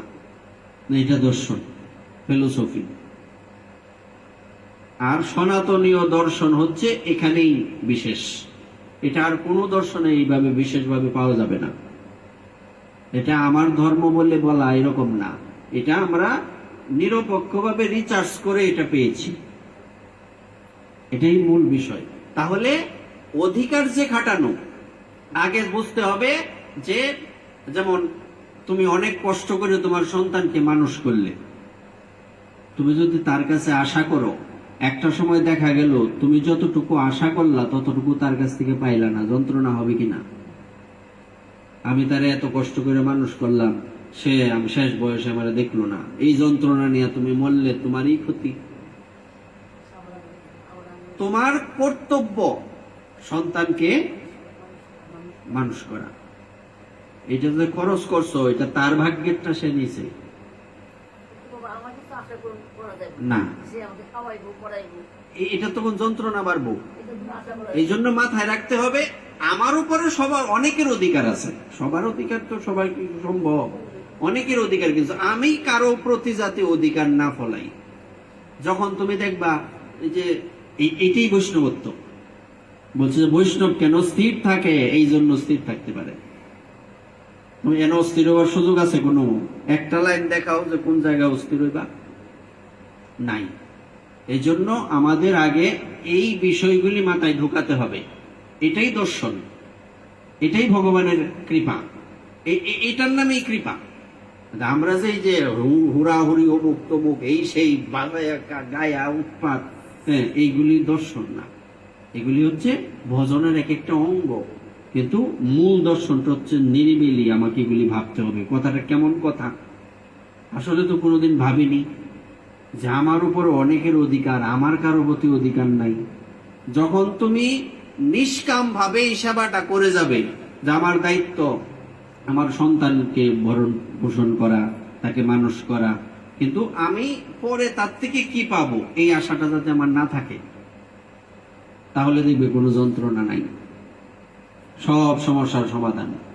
আর যখনই আশা যেখানে আছে, ওই যে আশা হি পরমম দুঃখম নৈরাশ্যম হি পরমম সুখম, নিরাশা হচ্ছে সুখ, আশা হচ্ছে দুঃখ। কে বলছিল? ওই যে দরজায় দাঁড়ায় রয়েছে একজন পুরুষ কখন আসবে, 24 জন গুরুদেবের মধ্যে একজন গুরুদেব কে?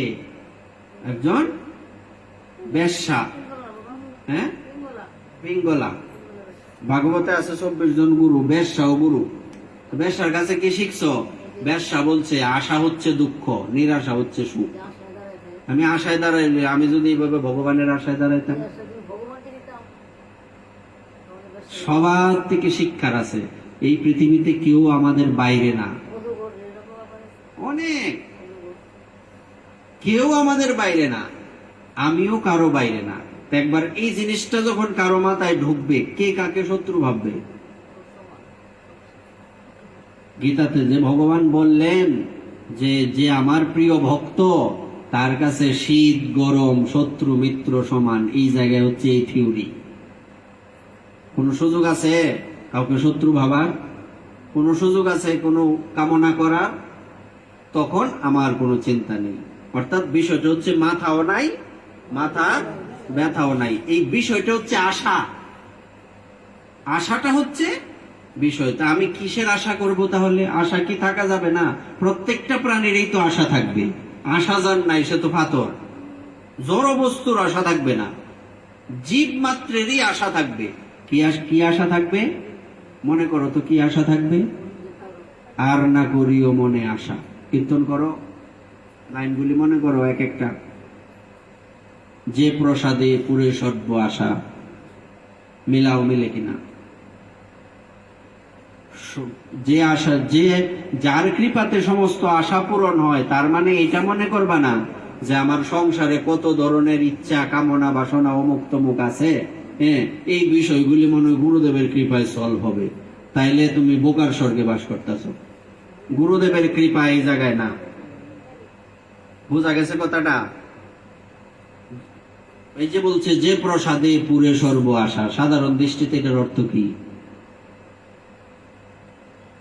মানে গুরুদেব কৃপা করলে আমার সব আশা পূর্ণ হবে, চাকরিটাতে আমার আমার সরকারি চাকরি হবে, আমার এই বেতনটা বাড়বে, কিংবা এই আমার ব্যবসাটা বাড়বে, এই সব আশার কথা এখানে বলা হয়নি।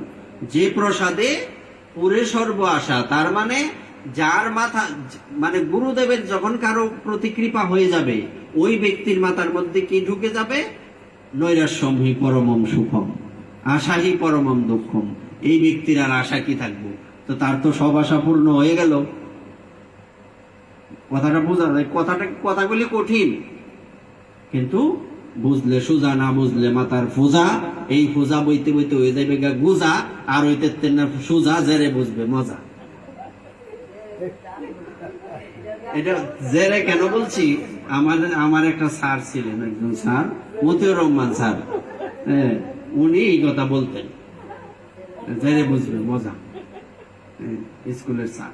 তো যাই হোক, এই জন্য আমাদের এটা আগে মাথায় রাখতে হবে। কেমন? কথাটা কিন্তু ক্লিয়ার, জলের মতো ক্রিস্টাল ক্লিয়ার। এখানে কোনো একদম ফ্রেশ জলের মতো, মিনারেল ওয়াটারের মতো ফ্রেশ, কোনো ভেজাল নাই। কেন? নর্মাল জিনিস। আমার কোনো কারো প্রতি বা কোনো বিষয়ের প্রতি, কোনো বস্তুর প্রতি আশা থাকতে পারবে না, কিন্তু আমার প্রতি যদি কারো, যদি না, আমার উপর অনেকের অধিকার আছে, এটা মাথায় রাখতে হবে। এজন্য তুমি যদি কোনো প্রাণীর সেবা করো বা কোনো জীবের সেবা করো, কাউকে দান করো, এটা তোমার বিশেষত্ব না, এটা তার প্রাপ্তি, এটা তার অধিকার। বিষয়টাকে বুঝতে হবে। আমি তাকে করুণা করছি না, এটা তার অধিকার। এই যে এখানে সবাই বসে হরি কথা শুনছে, দুই দিক থেকে দুইজনের দুই মানসিকতা। বিষয়টা কিন্তু দুই দিক থেকে দুইজনের মানসিকতা। যে কিরকম দুই মানসিকতা?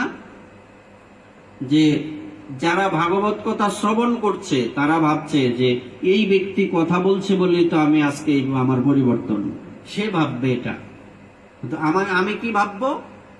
এটা তো আমার নিত্যদিনের কর্তব্য এবং আমার প্রতিদিন এটা আমার দায়িত্ব। দায়িত্ব যখন কেউ পালন করবে তখন এই মানসিকতা যাতে না থাকে আমি ওই দায়িত্ব পালন করলে কিছু পাবো, বিনিময় থাকলে বিপদ। এটা তোমার চাকরিতে ব্যবসাতে সম্ভব,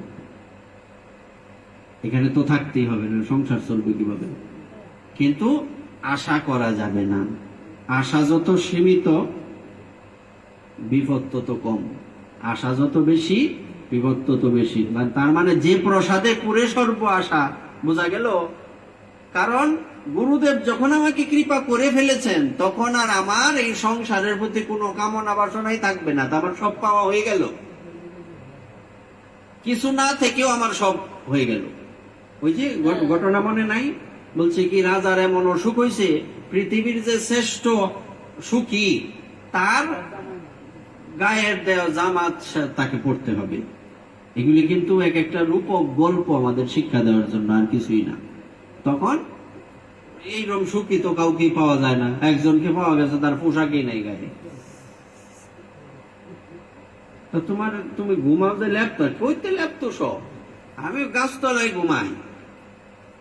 এই যে ওই ঘটনাটা মনে আছে, ওই যে ফল দিছিল যে বদ্রীহরি, সাধু দিছে ফল, এই ফল দিছে তার স্ত্রীর কাছে, রানীর কাছে, রানী গিয়ে দিছে বুড়া ওলা বেটারে, এরকম আছে না?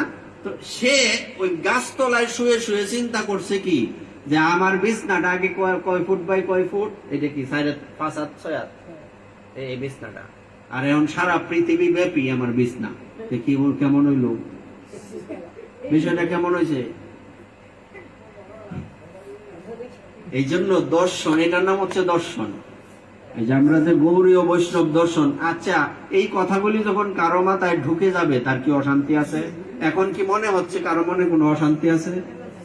এটা হচ্ছে ভগবানের, এইটাই ভগবানের কৃপা। এই কথা বলার কোনো, আমাদের কোনো কথা, এই প্রসঙ্গ আমার মাথায় কোনোদিন আসছে না। ভগবানের কথা, ভাগবত কথা যে ব্যক্তি বলে না, এটা হচ্ছে আজকে এখন ডাইরেক্ট প্রমাণ। এই কথাগুলি আমিও জানি না কোনোদিন, লাইভ চলে তো, কিন্তু এতগুলি ভক্ত, একদম সাক্ষাৎ প্রমাণ। আমি নিজেও জানি না কি বলছি। এই প্রসঙ্গ আমার মাথায় কোনোদিন আসছে না যে আশা কি জিনিস, মানে যে প্রসঙ্গটা, যে থিওরিটা আমরা তুলে ধরছি, এটা আমার জানা ছিল না। এই হচ্ছে ব্যাসাসনের বিশেষত্ব। এই কথাটা বলার অর্থ হচ্ছে আমি যখন এই বিষয়গুলি জানবো তখন আরো গভীরে, যত গভীরে যাব এটা তত আস্বাদন হবে। আর যত ভাষা ভাষা থাকবো, এই যে আবেগে যোগ, আবেগ আর প্রেম এক জিনিস না, আবেগ থেকে বেরিয়ে আসতে হবে। আর সবার কথা কিন্তু আর শোনা যেত না, শেষ, এই চ্যাপ্টার ক্লোজ। মানে এটা একদম, এই কোথায় রাখা মানুষ একটা জিনিস কোথায় রাখে, খাতা কলম, এই যে খাতাগুলি কোথায় রাখো, শেষ খাতাগুলি টাঙ্গে, বা কিংবা আর একটা শব্দ আছে গোডাউনে। এমনও তোমাদের বাড়ির এমন গোডাউন আছে, গিয়া দেখো তোমার শ্বশুরের আমলের খাতা আছে কিনা, এগুলি কি আর কেউ দেখে?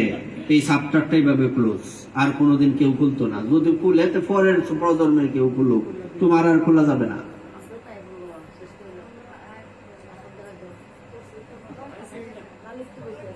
তত্ত্বটা আমরা আজকে যেটা জানলাম এটাই আসল। যার মাথায় এটা ঢুকবে না, তাইলে ওই যে বুঝলে সোজা, না বুঝলে মাথার পূজা, এই থিওরি, এই পূজা বইতে বইতে হয়ে যাবে গা, আর ওই থাকতে না সোজা, যারে বুঝবে মজা।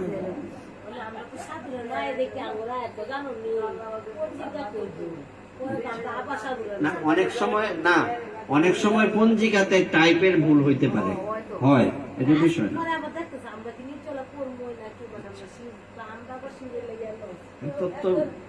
এই তত্ত্ব বিশ্রাম করে কি? আচ্ছা, আপনি যথাযথভাবে, শব্দটা কি আসছে? যথাযথভাবে। এই একাদশীর মাহাত্ম তোমরা বাড়িতে অনেকে পড়ে আসছো, যথাযথ পড়ছো। এই যে কথা হইতেছে এক এক লাইনের আধা ঘন্টা বিশ্লেষণ, এটা হচ্ছে যথাযথ। আগে বুঝতে হবে প্রত্যেকটা শব্দ আলাদা আলাদা করে আমাকে পার্ট বাই পার্ট করে বুঝতে হবে, তারপরে একসাথে করতে হবে। মানুষ জাল ফালায় না, যদিও দৃষ্টান্তটা অন্যরকম, জাল ফালানি আমাদের কাছে অবৈধ। তো জাল ফালাইলে পরে চতুর্দিকে যখন টানে, তো আগে পার্ট বাই পার্ট করতে হবে। প্রত্যেকটা অক্ষর, প্রত্যেকটা শব্দ আমাকে আলাদা আলাদা করতে হবে, তারপর একসাথে করতে হবে, তাইলে আস্বাদন হবে। যেমন মশলা বাটলে পরে মশলা যত ভালো করে ফিনিশিং দিবা তত স্বাদ। কথা সত্যি কিনা? এইরকম ভাবে ফিনিশিং দিতে হবে। ফিনিশিং এর লেগে বলবো তো ধৈর্য না। এবার কি বলছে? যথাযথভাবে ভক্তি বিষয়ে নিয়ে কিছু ধর্ম কথা এখন আমায় বর্ণনা করুন। আমাদের কিন্তু অলরেডি একাদশের মাহাত্ম বিশ্রাম হয়ে গেছে হিসাব করলে, কারণ যে মাহাত্ম মাথায় ঢুকছে এটা যদি মাথায় থাকে পিছনে ফিরার আর সুযোগ নাই। কারণ পিছনে তাকাইবে কোন সময়? মাথায় তো এমন কিছু ঢুকে গেছে, আমি বিশাল বড় হয়ে গেছি এখন। বিষয়টা এরকম মনে হয় না? কাউকে মনে হইতেছে এখন শত্রু, যায় যায় ঝগড়া থাকলে মনে হইতেছে আসলে ধীরে আমার শত্রু না। বাইরের মানুষ যদি শত্রু না হয়, এটা তো কোনো না কোনো কামে লাগে আমার।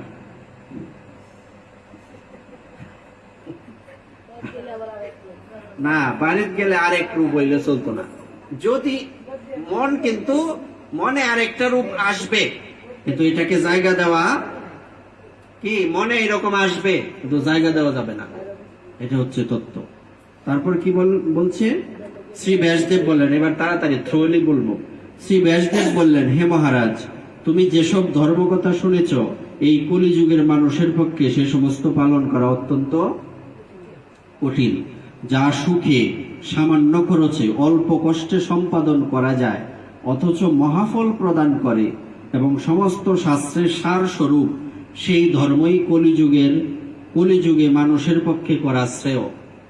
নাকি কম খরচে, কম সময়ে, কম পরিশ্রমে যা পাওয়া যায় মানুষ তো তাই গ্রহণ করে। এটা কি বলছে? গুরুদেবের সেবা, আর কিচ্ছু নাই। যে প্রসাদে পুরে সর্ব, কিংবা আর না করিও মনে, আশা আসছে আরেকবার। এটা প্রত্যেক লাইনে লাইনে এই কথা আসতে পারে। যে প্রসাদে পুরে সর্ব আশা, মানে সবচেয়ে কম খরচে, কম পরিশ্রমে, কম সময়ে যা পাওয়া যায়, কোথায় পাওয়া যায়? গুরুদেবের চরণে, আর কোথাও নাই। যদি কেউ কারো মনে বুদ্ধির যথার্থতা থাকে, সে গুরুদেবের চরণে শরণ নেবে। এই লাইনের একটাই সমাধান, আর কোনো সমাধান নাই। আচ্ছা, সেই ধর্মকথাই এখন আপনার কাছে বলছি। উভয় পক্ষের একাদশী দিনে ভোজন না করে উপবাস ব্রত করবে, দ্বাদশী দিনে স্নান করে শুচি শুদ্ধ হয়ে নিত্যকৃত্য সমাপনের পর শ্রীকৃষ্ণের অর্চন করবে। আমরা এগুলি সব বুঝি, হ্যাঁ। দ্বাদশীর দিন স্নান করে নিত্যকৃত্য মানে জপান্নিকাদি, এগুলি তুলসীতে জল দেওয়া ইত্যাদি। আচ্ছা, তারপর এরপর ব্রাহ্মণদেরকে প্রসাদ ভোজন করাবে। ঔষচাদিতেও এই ব্রত কখনো ত্যাগ করবে না। ওই বলছিলাম না, যিনি দান গ্রহণ করছেন ইনি মনে মনে ভাববেন এবং ইনি কৃতজ্ঞতা প্রকাশ করবেন যে উনার মাধ্যমে আমার উপকার হয়েছে। ইনি করবেন, কিন্তু আমি করতে পারবো না। বলছি না যে এখানে ভাগবত কথা যিনি বলছেন ইনি ভাববেন যে কি এটা আমার কর্তব্য, আর যারা ভাগবত শ্রবণ করছেন শ্রোতা, তারা বলবে ওনার কৃপা ছাড়া আমার তৈল হইলে না। ভিন্ন ভিন্ন বিষয়, কিন্তু আমার মানসিকতা যাতে এটা না থাকে যে তোমার থেকে আমি কিছু পাবো, তাইলে আমারে আবার এই বিপদে ফেলাই দিবে। আবার এই যে আশা এসে গ্রাস করবে, কারণ আশা ছোট হোক আর বড় হোক তোমার ক্ষতি করবেই করবে। তারপর কি বলছে? আচ্ছা, এরপর ব্রাহ্মণদেরকে প্রসাদ ভোজন করাবে। তো ব্রাহ্মণদেরকে প্রসাদ ভোজন করাইলে ব্রাহ্মণের কি হবে জানি না, আমার লাভ হবে। এটা মানসিকতা।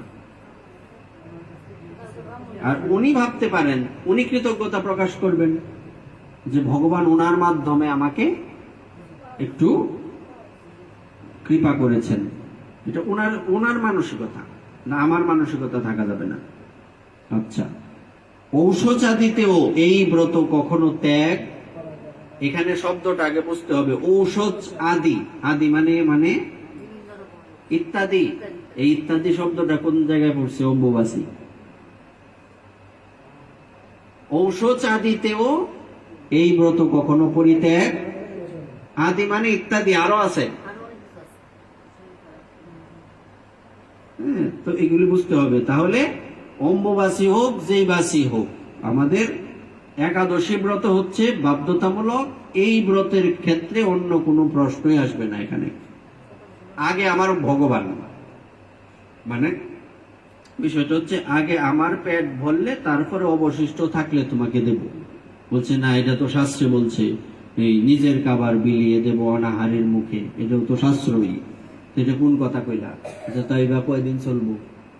প্রতিদিন আমার খাওয়ান তোমারে দিলে আমি কয়দিন পরে মরলে তোমারে পরে কেটে দিব। অর্থাৎ আমি আগে বাঁচলে পরে তোমারে, মানে সার্ভিসটা আমি বেশি সময় দিতে পারবো, অনেক বছর দিতে পারবো। তা আমি যদি মরাই মরছি আর কয়দিন। এজন্য বলছে আগে নিজের ভজন কমপ্লিট করে তারপরে অন্যকে ভজনের উপদেশ করা। হ্যাঁ, এই বিষয়টা আগে বুঝতে হবে। কোথা থেকে আসছে কথাটা? যে আচ্ছা, তাহলে ঔষধাদিতেও এই ব্রত কখনো ত্যাগ, আগে এই কথাটা কেন আসছে? আগে হচ্ছে আমার ব্যক্তিগত ভজন, আগে ভগবানের ভজন করার পরে যদি কোনো সুযোগ থাকে অন্যান্য কিছু লুকাচার মানলে কোনো ক্ষতি নাই। কিন্তু ওই লুকাচার মানতে গিয়ে যদি আমার ভগবানের ভজনে ক্ষতি হয়, তাহলে এটা দেখবার আগে আমার কাছ থেকে ডিলিট। এটা হচ্ছে সূত্র। তারপর কি বললেন?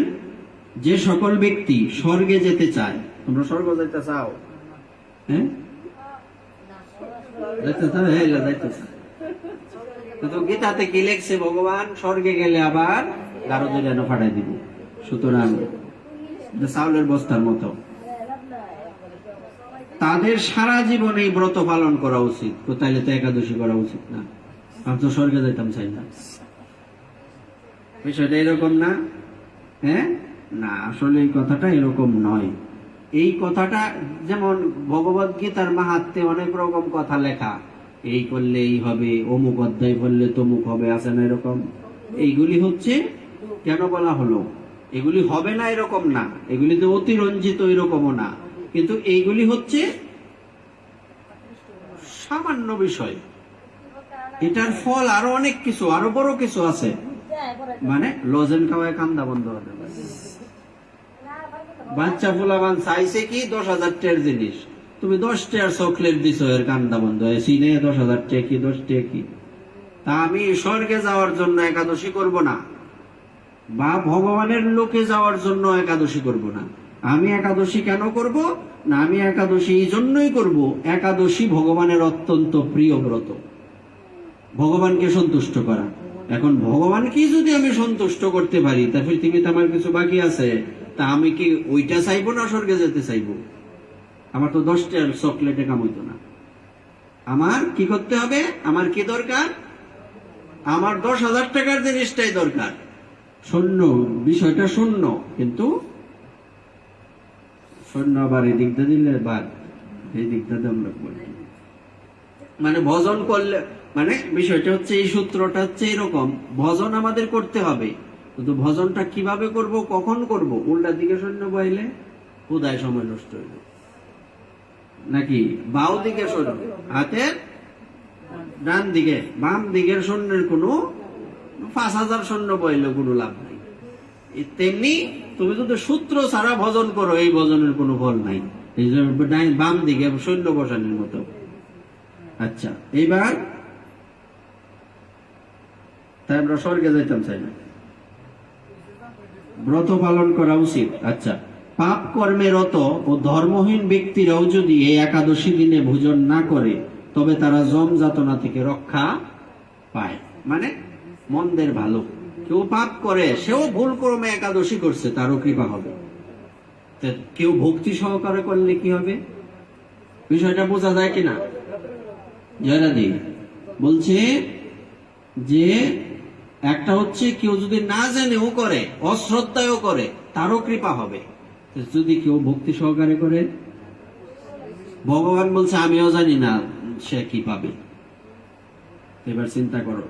এই জন্য আমাদের টার্গেট থাকবে বড় কিছু পাওয়া, শ্রেষ্ঠ পাওয়া। আমরা শুরু করছি কি দিয়া মনে আছে? যখন অনেকগুলি অপশন থাকবে তখন আমি কোনটা গ্রহণ করব? টপিক কিন্তু ওই জায়গায় আবার গিয়ে পস্তাছে, বেশি সময় নাই, অধৈর্য না, মানে শেষ হয়ে আইতাছে। এবার শ্রী ব্যাসদেবের এসব কথা শুনে গদাধর ভীমসেন অশ্বত্থ পাতার মতো কাঁপতে কাঁপতে বলতে লাগলেন, কথা তো কই চটি হই, মানা তো কষ্ট। হে মহাবুদ্ধি পিতামহ, মাতা কুন্তী, দ্রৌপদী, ভ্রাতা যুধিষ্ঠির, অর্জুন, নকুল ও সহদেব এরা কেউই একাদশীর দিনে ভোজন, দিনে মানে দিনের বেলা না, দিনে মানে 24 ঘন্টায় একদিন। অনেকে প্রশ্ন করে কইছে তো দিনে, দিন মানে 24 ঘন্টায় একদিন। এই দিন তো হইলো আমাদের গ্রাম্য ভাষা, দিনে রাইতে, এটা হলো আমাদের গ্রাম্য ভাষায় দিন মানে 24 ঘন্টা। এই জন্য নির্জলা ব্রত মানে আধা বেলা না, দিনে রাইতে। আচ্ছা, আমাকেও অন্ন গ্রহণ করতে নিষেধ করে, কিন্তু দুঃসহ ক্ষুধা যন্ত্রণার জন্য আমি উপবাস করতে পারি না, পেটুক আর কি। আচ্ছা, ভীমসেনের এরকম কথায় ব্যাসদেব বলতে লাগলেন, যদি স্বর্গাদি দিব্যধাম লাভে তোমার একান্ত ইচ্ছা থাকে তবে উভয় পক্ষের একাদশীতে ভোজন করবে না। তদুত্তরে ভীমসেন বললেন, আমার নিবেদন এই যে উপবাস তো দূরের কথা। আচ্ছা, এখানে একটা কথা বলছে, কথা আসলে না বললেও বিপদ। যদি তোমার ভগবানকে পাওয়ার ইচ্ছা থাকে তাহলে তো একটু কষ্ট করণই লাগবো। কথার অর্থটা হচ্ছে এই। তদুত্তরে ভীমসেন বললেন, আমার নিবেদন এই যে উপবাস তো দূরের কথা, দিনে একবার ভোজন করে থাকাও আমার পক্ষে অসম্ভব। কারণ আমার উদরে ব্রিক নামে অগ্নি রয়েছে। ব্রিকোদর ভীমের আর একটা নাম, যার ফ্যাটের মধ্যে ব্রিক নামক অগ্নি, এই জন্য তার নাম হচ্ছে ব্রিকোদর। ভোজন না করলে কিছুতেই সে শান্ত হয় না। আমাদের পেটে কিন্তু অগ্নি আছে, গীতাতে ভগবান বলছেন না এই কথা আছে কিনা, যে আমি প্রত্যেক প্রাণীর উদরের মধ্যে কি জঠরাগ্নি রূপে বিরাজ করি এবং 4 প্রকার খাদ্য পরিপাক করি। 4 প্রকার খাবার মনে আছে? 4 প্রকার খাবার কি কি কই তারবা? সব্য, শুষ্য, লেজ্জ, পেয়, 4 প্রকার খাবার। চতুর্বিধ শ্রী ভগবত প্রসাদ আছে না? আছে কোন গুরু অষ্টকে? আচ্ছা, তো প্রত্যেকের উদরে অগ্নি আছে। অগ্নি ছাড়া, আচ্ছা, একটা মেশিন চললে এই মেশিনটা কতক্ষণ পরে ধরে দেও কেমন লাগে? এটা কি আগুন। আমাদের পেটের মধ্যে মেশিন চলতেছে না? হ্যাঁ, এনো হার্ট, এনো লিভার, দুই সাইডে 2 কিডনি, এগুলি তো এক একটা যন্ত্রাংশ, এগুলি মেশিন চলতেছে তো পেটের ভিতরে। হ্যাঁ, এইটাই তো সেখানে পরিপাক করে। আচ্ছা, সে কি কোনোভাবে না খাইলে শান্ত হয় না? হ্যাঁ, এই কথা বলছে। ভীমেরটা একটু বেশি আর কি, আমাদেরটা একটু কম। শরীর অনুযায়ী মেশিন চলবে বেশি। 10,000 হাতির শক্তি, কি ভাবছো? এরা 5 জনে, এরা 4 ভাই, আর হচ্ছে এই কুন্তী দেবী, আর হচ্ছে দ্রৌপদী। কয়জনেরা? মোট 6 জন। 5 জনের অর্ধেক খাবার আর বাকি অর্ধেক ভীমের খাবার। এবার বুঝো, খাবার অর্ধেকটা করলে অর্ধেকটা 5 জনে খা, আর অর্ধেকটা এসে একলাই খা। আচ্ছা, যদি একটা ফল থাকে, ধরো কুন্তী দেবী 5 পুত্রকে নিয়ে বনবাসে আছে, একটা ফল পাইছে, তো এই ফলটাকে দুই ভাগ করা হয়। একটা ভাগ একলাই ভীমের, আর এই যে একটা ভাগ, আর এই একটা ভাগের আবার করছে 5 ভাগ। কুন্তী দেবী নিজে আছে না, 5 ভাগ, এই মোট 6 ভাগ। আর পরবর্তীতে দ্রৌপদী এলো 7 ভাগ। এবার আচ্ছা, দুরু ভোজন না করলে সে কিছুতেই শান্ত হয় না। ফ্যানের মধ্যে কিন্তু ফের আগুন জ্বলতেছে, তাড়াতাড়ি খাবার দে, আগুন জ্বলতেছে, মানে মনে থাকবো। তাই প্রতিটি একাদশী পালনে আমি একেবারেই অপারগ। হে মহর্ষি, বছরে একটি মাত্র একাদশী পালন করে যাতে আমি দিব্য ধাম লাভ করতে পারি, এই রকম কোন একাদশীর কথা আপনি নিশ্চয় করে বলুন। তখন ব্যাসদেব বললেন, জ্যৈষ্ঠ মাসের শুক্লপক্ষের একাদশী তিথিতে জল পান পর্যন্ত না করে সম্পূর্ণ উপবাস থাকবে, তবে আচমনে দোষ হবে না। ওই দিন অন্নাদি গ্রহণ করলে ব্রত ভঙ্গ হয়। একাদশীর দিন সূর্যোদয় থেকে দ্বাদশীর দিন সূর্যাস্ত পর্যন্ত। এই একটা মাত্র একাদশীর বিশেষত্ব হচ্ছে কালকে বিকাল ভোর সন্ধ্যা পর্যন্ত একটা, তাইলে অনায়াসে 12টা একাদশীর ফল তুমি লাভ করতে পারবে। আর কোন একাদশীতে নির্জলা করলেও আসমনে দোষ নাই। আসমানের জল তো তোমার এখানেই শেষ, গলা পর্যন্ত যাওয়ার সুযোগ নাই। সেটাই, এই জন্য এখানে বলছে একাদশীর দিন সূর্যোদয় থেকে দ্বাদশীর দিন সূর্যাস্ত পর্যন্ত জল পান বর্জন করলে, জল ছাড়া সব খাওয়া যাবে। নির্জলা ব্রত কি ব্রত? নির্জলা ব্রত করছি। কি খাইছো? জল ছাড়া সব খাইছি। আচ্ছা, জল পান পর্যন্ত, তার মানে ইত্যাদি।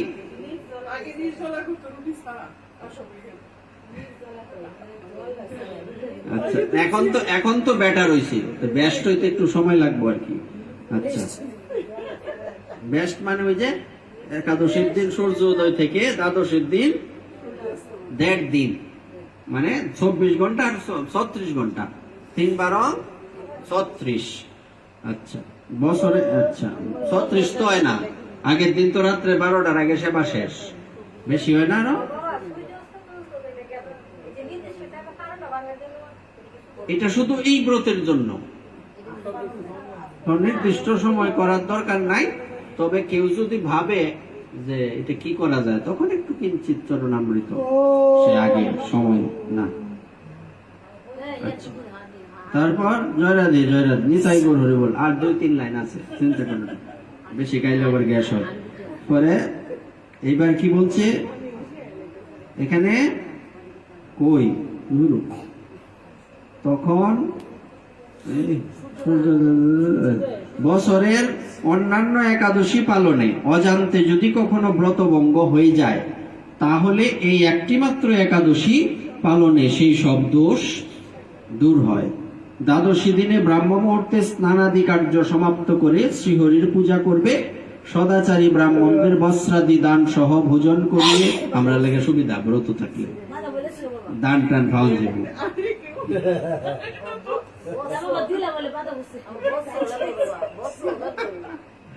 আচ্ছা, এই জন্য বলছে ওই সদাচারী ব্রাহ্মণদের বস্ত্রাদি দান সহ ভোজন করিয়ে আত্মীয় স্বজন সঙ্গে নিজে ভোজন করবে।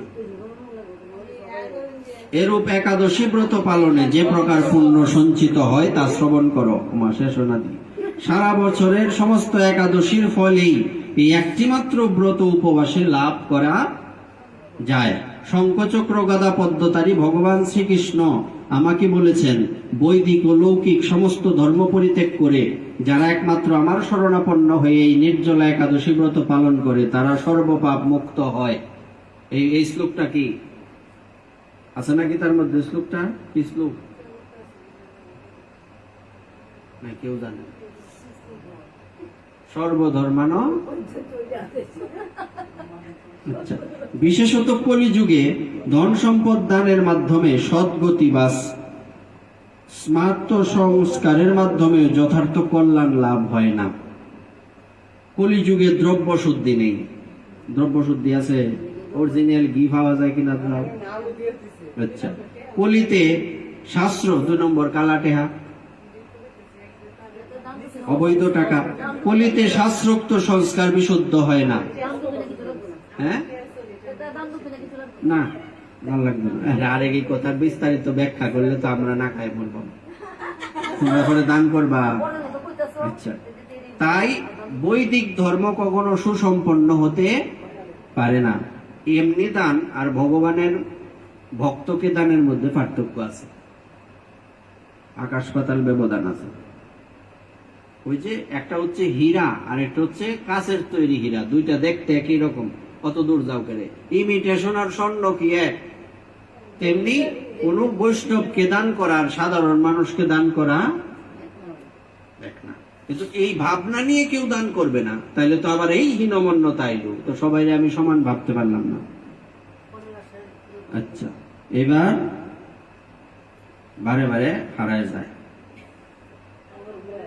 কই? তোমাদের ধৈর্যের পরীক্ষা নিতেছে ভগবান।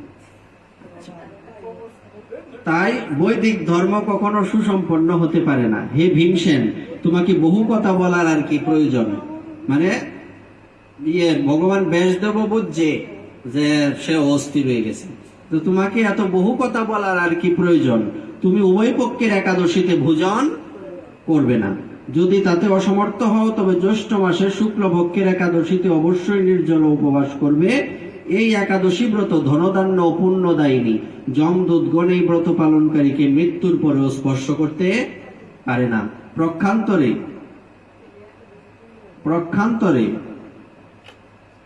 না। প্রক্ষান্তরে বিষ্ণুদূতগণ তাকে বিষ্ণুলোকে নিয়ে যান। শ্রী ভীমসেন ওই দিন থেকে নির্জলা একাদশী পালন করতে থাকায় এই একাদশী পাণ্ডবা নির্জলা বা ভীমসেনী একাদশী নামে প্রসিদ্ধ হয়েছে। এই নির্জলা একাদশীতে পবিত্র তীর্থে স্নান, দান, জপ, কীর্তন ইত্যাদি যা কিছু মানুষ করে তা অক্ষয় হয়ে যায়। যে ব্যক্তি ভক্তি সহকারে একাদশী মাহাত্ম্য পাঠ বা শ্রবণ করেন তিনি বৈকুণ্ঠ ধাম প্রাপ্ত হন। এই হচ্ছে মোটামুটি পাণ্ডবা নির্জলা একাদশী ব্রতের মাহাত্ম্য। জয় জয় শ্রী গুরু নিতাই গৌর সীতানাথ প্রেমানন্দে হরি হরি বল। আরেকটা কথা আছে, কথাটা হচ্ছে তাহলে ভীম কি বছরে একটা একাদশী করতো? এই প্রশ্ন আসতে পারে না? বুঝতে গেলে না কেন? আচ্ছা, বলা হয়ে থাকে যে এই একাদশী করার ফলে সে পরবর্তীতে এই একাদশী করার যে একটা কৃপা তার হয়ে গেল, এরপরের থেকে সে আর কোনোদিন একাদশী ত্যাগ করেনি, প্রত্যেকটা ব্রতই সে নির্জলা করত। তেমনি যারা প্রতিদিন ভগবানের কথা শ্রবণ করে এবং যাদের মস্তকে হৃদয়ে ভগবানের বাস করেন তার আর ওই পিছনের সব তাকানোর সুযোগ নাই। এই তত্ত্বগুলি যখন কারো মাথায় ঢুকে যাবে, এই হচ্ছে মোটামুটি শ্রী একাদশী ব্রতের তত্ত্ব। এদের থেকে শুরু করছে কিন্তু আর ছাড়ছে না। হ্যাঁ, নিতাই গৌর হরি।